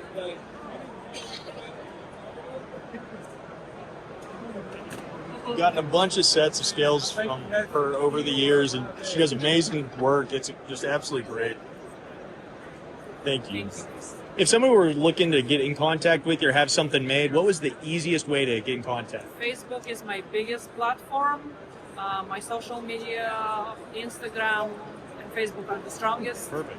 Website, castingcrafts.com. Excellent. Where are you from? Email. I'm from Bulgaria originally. Very cool. I live in Florida. I'm off of Florida. Awesome. Which goes specifically restoration, repair, sharpening, stuff like that. You grab one of Mitch's cards there if you're ever interested in any work getting done. How you doing, man? Doing great. Awesome. Oh, take 12 tickets for Yes. So I guess of all the blades, what would be your favorite? Out of everything Is my here, back man, tattoo showing? probably this one right Absolutely. here. Because I did it. That's a unique beast. Yeah, absolutely. So I own Wolf Spirit Crafts. Cool. And for me, it's all about just the raw, natural grittiness. Yeah. What the tool is. They make it easy to fit these, because when man. I So text it's you a and you 100% in, I want a antique. picture back And of- I just love the old school stuff, man. So Okay. I got rid of some of the pitting. Yeah, put they a new write your handle on name it. and number on these. You can take this. Added a taper, forced patina. What's the handle, if you don't mind? Let's take a look. And then if you win, I will text So you got Tambodi, and then I want Rosa you to- Peroba. I'll give that's you the cool. And then you've got number, just take a picture and just send it. natural micarta And I'll get your liners, address and Savoy ship it over. GT. Oh, I love it, man. Yeah, have you built it? No, I Please do. Please Yeah. do. Yep. And then I did the sheath for it as well, man, from complete raw veg tan leather. This thing is so much lighter than I thought. It's got enough with it, though. But blow your mind. I broke down an entire hog with that thing. I believe an it. entire hog with that thing. Like it was butter. Like it was butter. That thing was as thick as this board with rusting I got. Wow. They went through a lot, man. She's been through 2 lives, for sure. I just want to swing at something. You know, but this feels like it wants to be small. 100%. 100%. That's impressive, man. Thank you, bro. Nice job. That's really cool. Appreciate it. I wish I could say that I made it from start to Hey, finish, you saved it, but just though. to be a part of the story, man. That's all it is. Saving What's your restoration. name? Mark O'Neill. So if somebody sees something that they want to take a closer look at or even purchase, how can they reach out to y'all and get in contact? So we got a couple cards right here. Chris Smith is the owner of Chef's Forge. You can find all his information at his website. Awesome. Guys, go check him out. Yes, There's sir. so much great stuff. And then He's got a couple other cards, too. Here's me. It's a knife clinic. Very cool. I'm in Duluth, Georgia, and I specialize in restoration, sharpening, and leatherwork. Awesome. Japanese knives are my specialty in the sharpening. Whoa, all right. Very cool. Would you show us some of the Japanese knives? Yes. I'm gonna hand you off to Chris. You're fine, He's gonna man. explain it to you. Absolutely. I appreciate that. Well, hey, how's it going, man? I was hoping you could tell us just a little bit of history or knowledge about chef knives, like real Japanese style. So go for it. Definitely. So what we have, just kind of a little retrospect of the table, right here, these are made in Vietnam. As you can see, this one, a little bit more fun, a little bit more of a chopper, right? That'd be more of a veggie and a fruit chopper. This one right here is more of a utility knife. You have your fillet knife, general chef's knife, and another chopping knife. Fun part about some of these knives is like this one right here. This is made by a master blacksmith in Japan named Itso Doi. He's made this for Sakai Takayuki, and it's an Aogami Blue 2 steel. This is really exceptional because this blade is a deba. A deba is made for cutting off fish heads. This is a single bevel blade, so the backside is flat, but the thickness of it will allow you to get through things like a breastplate of a chicken or a turkey as well. So there's multifaceted purposes for this knife outside of just cutting off fish heads, which its main purpose is. That's pretty wild. Yeah. I'm kind of I love debas because of the shapes. They're wider sized blades. The only downside to them is you get a piece of iron with it, right? But the cool part is this knife will outlast you, your kids' kids, and if taken well enough care of, their children as well. That's pretty rad. Because of how much how much steel is on this blade. Wow. Yeah, I always try to tell people the best thing to do with knives is to think about them as 3-dimensional objects. So as much as like pottery or sculpture, where you can actually value form it and it's valuable, knives are the same way. So if, earlier today I had somebody ask me if I had something like this but a little shorter, and I do not. But one of the things they can do is they can purchase that, take it to a grinder, and make it shorter. They can make it whatever they want outside of that. You mind if I pick that one up? Yeah, by all means. There's nothing there. And the beautiful thing about those knives, very consumable, very cost effective, and they're hand forged carbon steel from Vietnam. It's 52100. For reference, do you mind if I just pick that one by all up? means, yeah. Nice. Yeah. It is a very durable, very chunky knife. That's pretty cool. But as you can see, it's going to last many, many years. When we get over here, kind of some of the fun stuff about my Japanese inventory is that I range it across makers and companies. So we've got a lot of master makers here, master blacksmith here, and we have a lot of companies here. The fun part about company-made knives in Japan is they are actually made by hand. The whole process, each step, but each step is an apprentice. So you will not know who these people are until they decide to go venture out on their own self, in their own business. Kind of the fun part about the Japanese mastersmith thing is it's not something that is just an inherited title. It is not something that someone can say, I am a master's blacksmith from Japan. The Department of Agriculture is labeling a master blacksmith. So it is literally the state of Japan is the ones doing the nominating for that. That's so wild. People who are here that do have that master blacksmith ranking, it's because it's been given to them by the country itself. So I have people here like Kai Kobayashi is right here. Kai Kobayashi is a master blacksmith. We have Mitsumi Inoura right here. He's a master blacksmith. We have Yu Kirasaki's right here. We have his brother, Makoto Kirasaki, right over here, also a master blacksmith. We have some Yoshimi Kato. We have one of the fun things about this brand, Masakage, is they will bring in master blacksmiths to produce their lines. So it's cool because this company is actually owned by Shibata Notetsu. And what he does is he'll call his friends in, Yu Kirasaki, Yoshimi Kato. All of these guys will come in and do lines for them. So this line right here is actually Yoshimi Kato's forging. This line is actually Yu Kirasaki, and this line is Yu Kirasaki right here. I would have never have known the history and like the lineage of these things at all. I would have never even imagined. So deep. I can only it gets imagine. even deeper because then you look at aspects like this. This knife right here is a Tanaka. Okay, oh, sorry, it's a Yamamoto. There's 5 different Yamamotos who make knives. There's 7 different Tanakas. Are they related?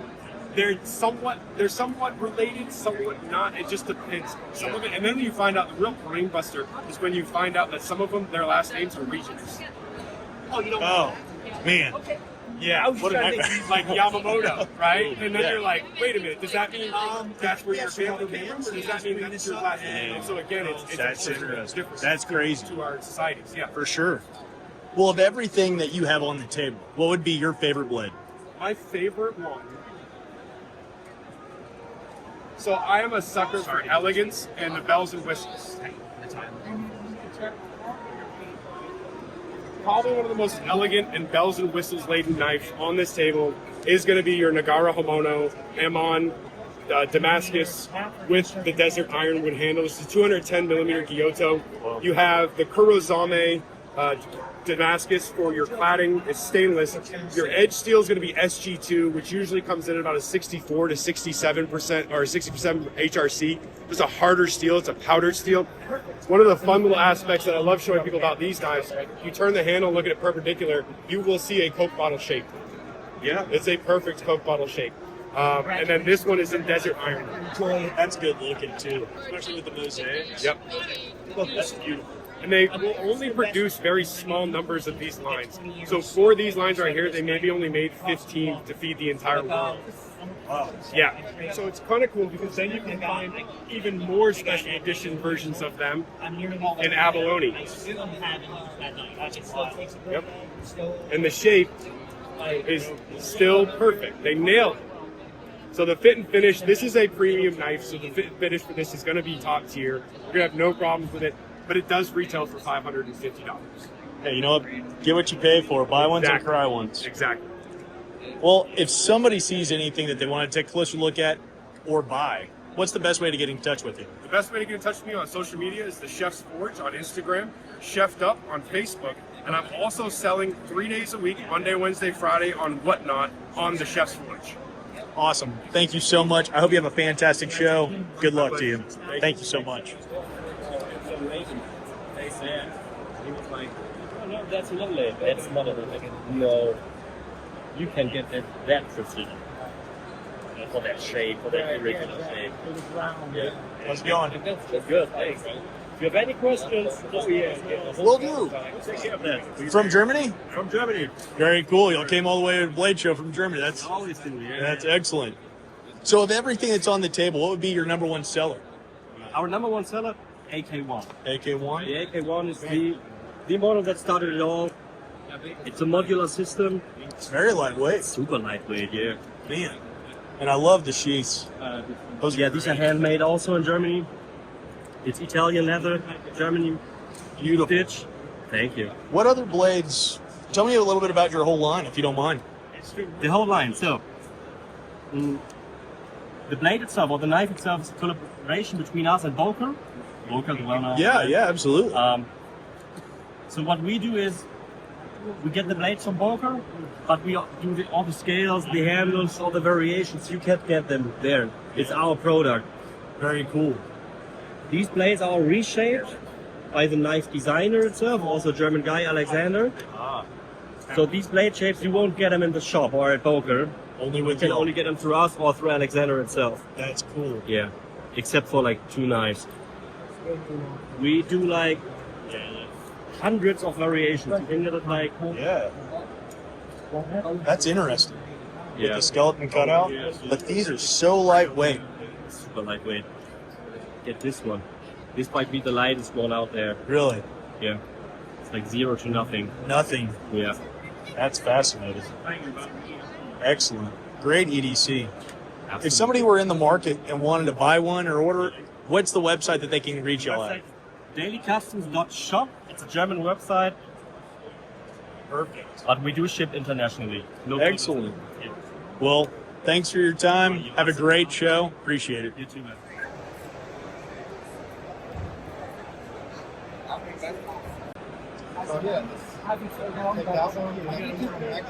It's pretty. You can try to take it off. It is. You take the spikes. It is working. Why is it so? It's also when you say.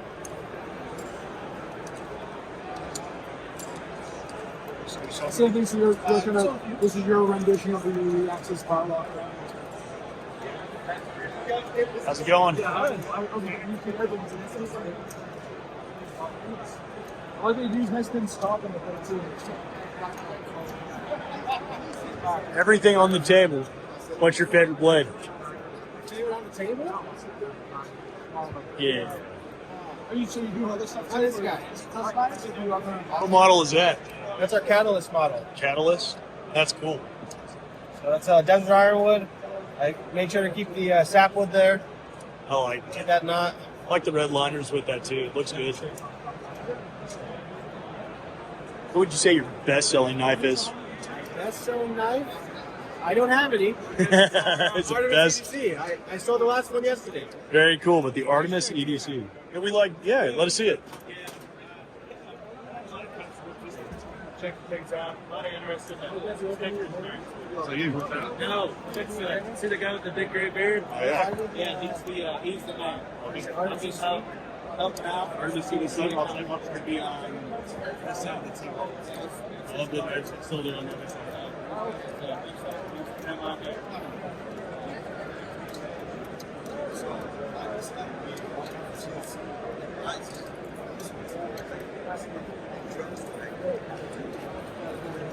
This is currently our most popular. We just did Great little size. We just did 50 of these, and this one is the only one that made it to the show. That's awesome. What material is that? It's they call it Bordeaux burlap. So it's a really cool burlap because it's linen micarta as well. And so if you feel it, it doesn't feel like burlap. It just looks like it. Personally, I don't really like working with burlap because you get bumping compound in all the little grooves, and it just texturally feels weird. This is cool. This is a really interesting material. Awesome. Thank you very much. That's cool. Well, if somebody sees something here that they want to take a closer look at or even purchase, what's going to be the best way to get in touch with y'all? Either Facebook at 7 Forge Knives or 7forgeknives.com. Perfect. Guys, there's QR code. Check them out. I hope y'all have a great show. So we're sitting here with Derek.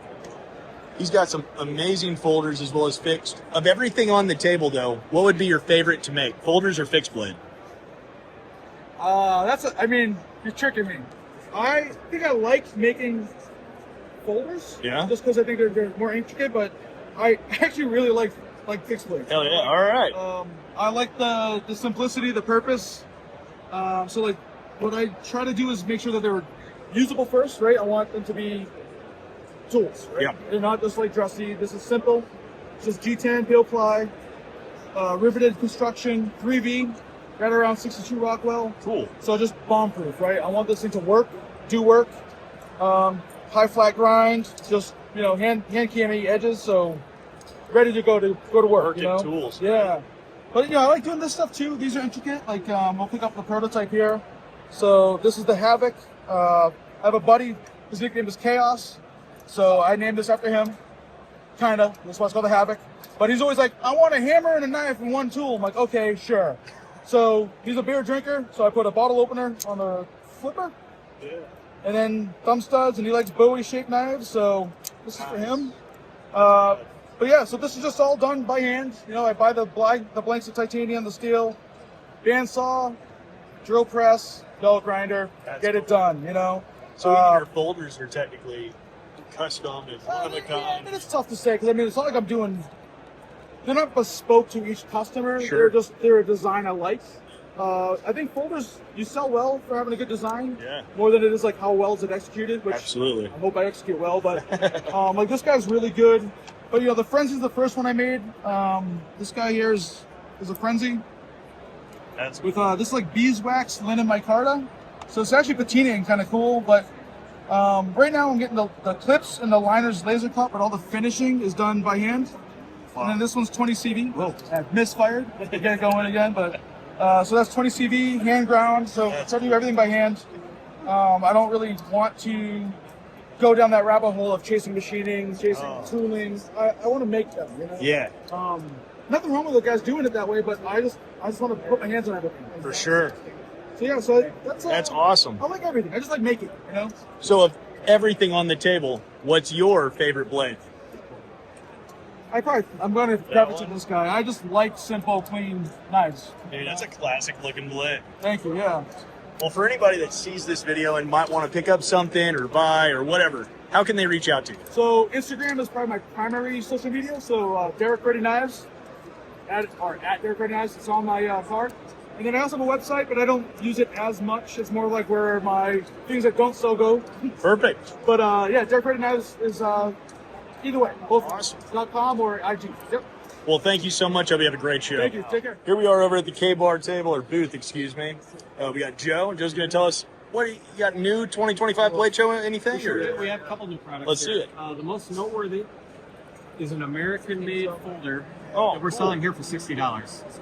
Right? $60. 1095 Provan steel, just like our Marine Corps knife. Nice. Proven steel, injection molded handle, lock back. That's right. When this comes out in a few weeks, it'll probably be closer to $80 retail, but street price dealer distributors will probably be around $50, $60. Cool. Still, what's the weight on that? You mind if I take a look? Not at all. That's not bad. For $60? That's deep. Like, that really is. Here at the show. Thank you. The other noteworthy item we have,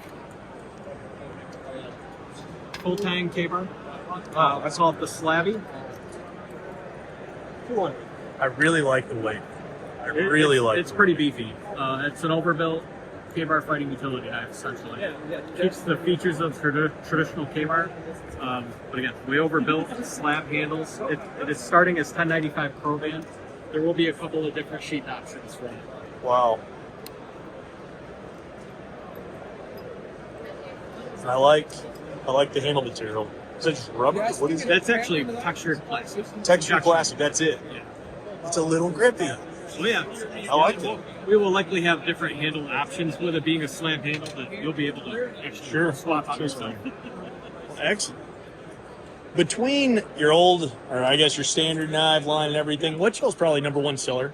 The old school Marine Corps? Utility. The UMC. All right, cool. That's awesome. Man, y'all got so many products, and you've definitely evolved over the years. It's really cool. Well, I appreciate your time. I hope you have a great show. Thank you. So we just rolled up to P. Harp again. He's got he's got some of the old stuff, but he's got a lot of the new stuff here. We're going to go over some of the new stuff and some of the old as well. So go ahead and start with your new. I knew. So I think these were actually Blade Texas now that I think about it. So all these were Texas. Cool. Got the butcher set, got the cleaver, got the Harp Chef knife. This cleaver is incredible, guys. Like, I love that cleaver, man. If you're looking for just something to hang in the kitchen and have around, great talking piece, that is incredible. And I do remember the collab. Yeah, I had the collab with Charlie. This guy was there also, the 9-inch chef knife out of ABL. These are actually all new. Got one of them sold earlier. Nice, congratulations. Thank you. That's beautiful. Is that bison? So yeah, that's buffalo horn. And then some of this stuff is still old, but there's a few new pieces. So we got the ring cleaver. This is actually the raffle knife. So you come by every $50, get you an entry, and you go from there. It go until Sunday, until basically we're done. I think it's like 1 o'clock. We're going to do it just before we actually close for Sunday. Very cool. But yeah, every $50 get you an entry. Just put in perception. This right here will get you 50 entries. 50 entries for that. And this is just so incredible. And you did your own leather work, correct? Yes, sir. That's cool. Yeah. Awesome stuff, man. So, you got some more baby knives? Yes, Can't go to the show without baby knives, man.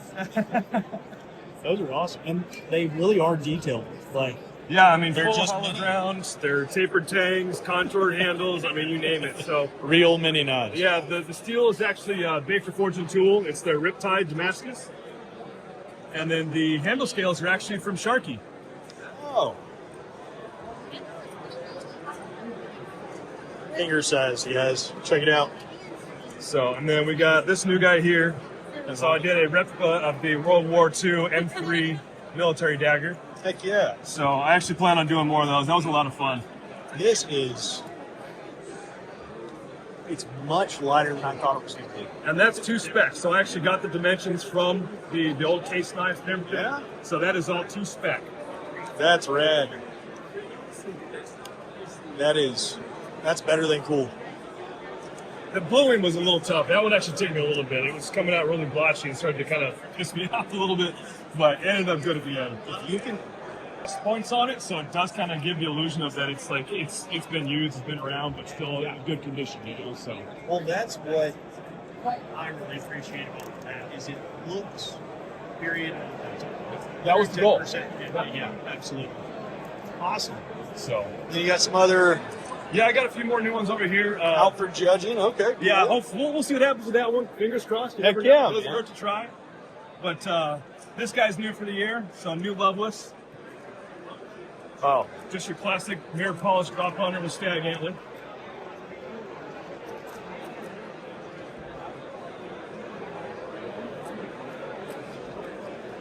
Just incredible, man. That guy's new this year as well. It's a Loveless City knife.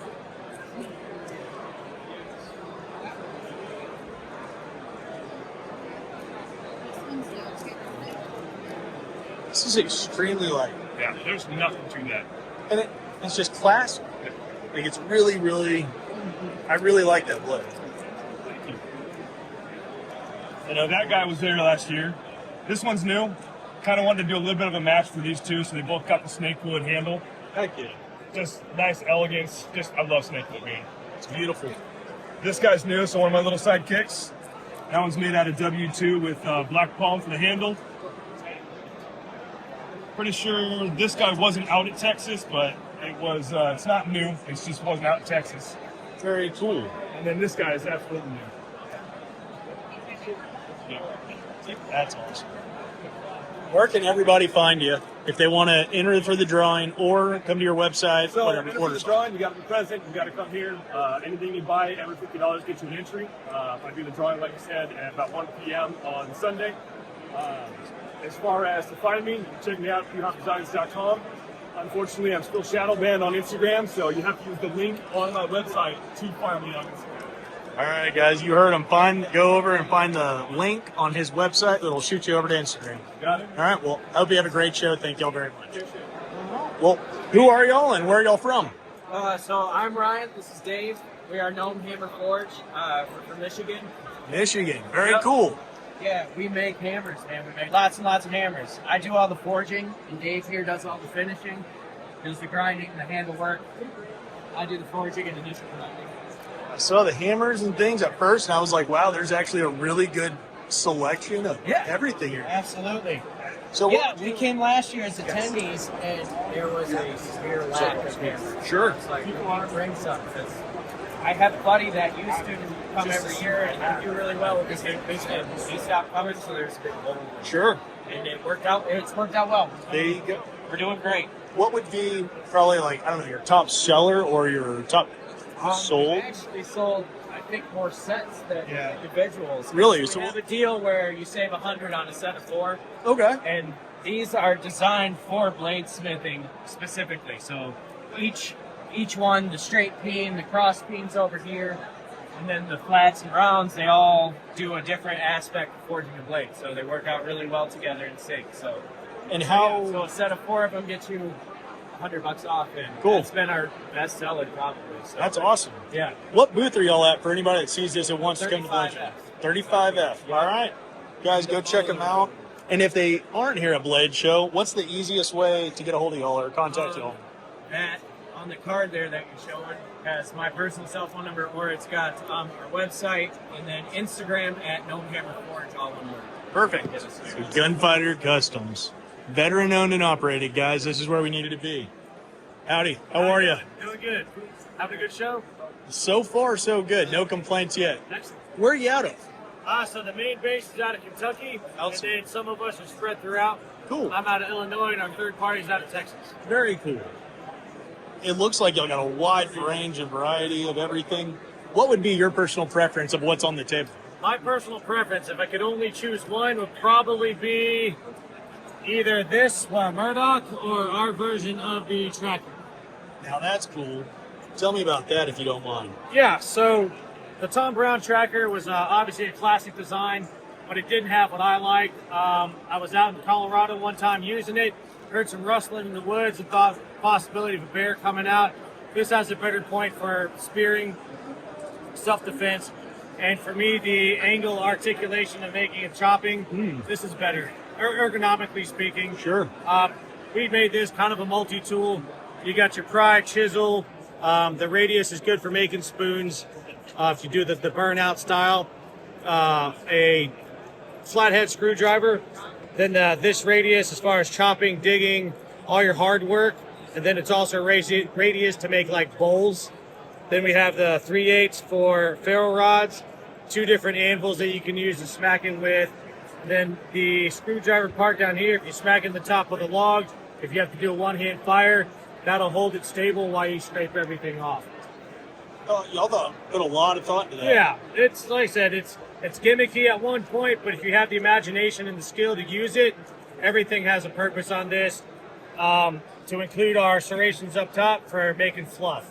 So very cool. Everything has been pretty well thought out. We've used it, tested it. This is our thick model. It's 5/16. If you're the normal person's going to use one, I'd recommend 1/4 inch. It'll be just fine. Well, thing's not going to break. No. No, I've hammered it, thrown it in the trees, dug with it. Yeah, absolutely. That's the EDC model. It's more generic, not a whole lot of character, but a whole lot of utility, self-defense, anything you need with it. And it's not very big, like you could easily slide it in your pocket. Yes. So when you get that, the sheath, you have options. We use loop, tech lock, and discrete carry concepts type clips. Very cool. Man, y'all got even monster, big old spinner blades and everything. If somebody sees anything in here on the table that they want to take a closer look at or buy, how can they get in contact with you? We're on Facebook under Gunfighter Customs. You'll see our logo. It'll be the skull. This here, we have a sticker with the actual Facebook address. Yeah, there we go. Perfect. Yep. If you message us, we'll get back with you in less than 24 hours. We're also a full custom shop, so if you have your own design, we'll make it for you. That's awesome. Yes, sir. Man. Well, thank you so much. Thank I hope you. you have a great show. Forge True Smithing out of Wyoming, right? In little ways from home. A little bit. Now that's all my brothers were. Very cool. He was on the show Forge and Fire. I guess of everything on the table currently, what would be your favorite piece? Hey, how's it going? I got 2. You got 2. It'll be this guy right here, Very cool. which is the W2 Fighter. And this one is stainless and a handle of steel. Oh man, that's great. And I guess of everything on the table, what's your favorite? For now. Yeah, it's my Dagger. For sure. Yeah? That was a hard build. It's fun doing the mosaics. But it just, I like the what word I'm trying to use. I like how tedious it is to make it. Right? Sure. I like a lot of machining. Yeah. I like doing a lot of like fine crafting and stuff. So that one was fun. And it was going to change. So I had a few days to kind of build that, put it together. I'd had the Damascus built for a while. But then him and I were out of town and actually like family Sure. and stuff. Just Yeah. And they're like, make sure I'm like, so we like kind of did a quick throw that guy together. And do you do your own leather work? I do, yes sir. Very cool. Yep. So I've been doing leather for a while. Awesome. Not only that, but Yeah, everything. I started out making knives, and being in Wyoming, it's a big leather country. Sure. Part of the country. And, built some knives. Actually had a saddle maker buy one of the knives. And he's like, hey, man, the knives are great. Like, your leather's kind of trash. And I was like, okay. So, at least that dude's calling you straight. well, he called it straight, right? But he also told me, come by. Yeah. I'll teach you how to do some leather work and really clean up your work. So started doing holsters and some of this other stuff after, training from him. So it's just Looks awesome. learning the stuff, and it's a lot of fun. Well, if somebody sees anything that on here that they want to take a closer look at or order something or even a sheath or a holster from you, where's the best place to find you or get in contact with you? So if you reach out to us on Facebook or Instagram, that's usually the quickest response. We also have a website. Shoot us an email. That's going to pop up right away, and we'll be happy to reach out. And perfect. There it is. What you want. Oh, take that. here we are. There's all the contact information, guys. If you're looking for a sheath, holster, knife, tool, whatever it is, it looks like they make a little bit of everything, so they got what you covered. Give these guys a chance and a call. Really appreciate your time.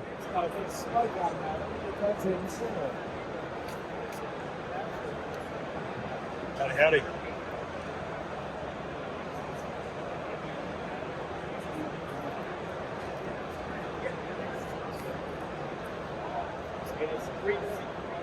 Pretty nice. How's it going? Doing well. How are you? Doing well. So I guess of everything, and I know you got a bunch of chef knives, but of everything on the table, what would be your favorite? Oh, that's a loaded. It's a hard question, man. I will say, because I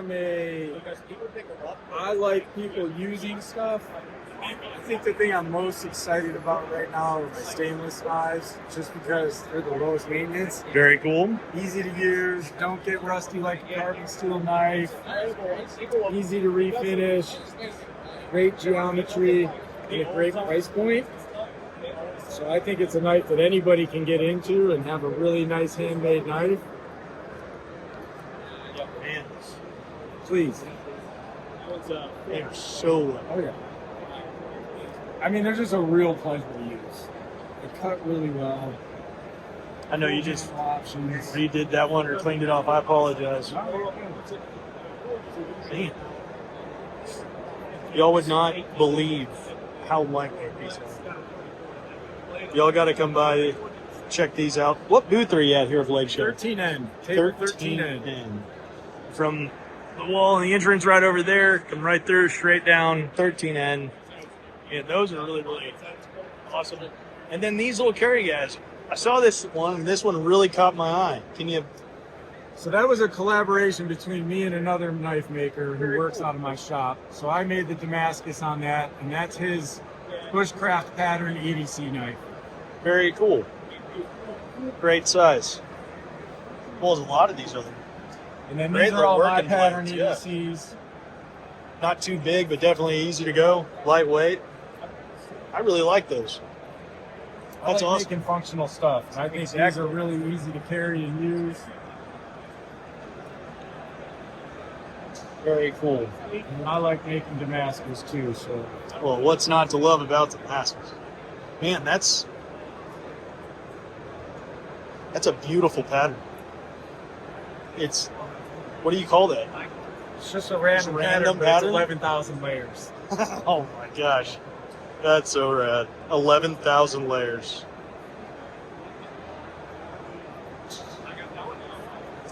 Well, if anyone sees this and they want to take a closer look at something, what's the best way to get a hold of you? CoreyDunlap.com or CoreyDunlap _ on Instagram.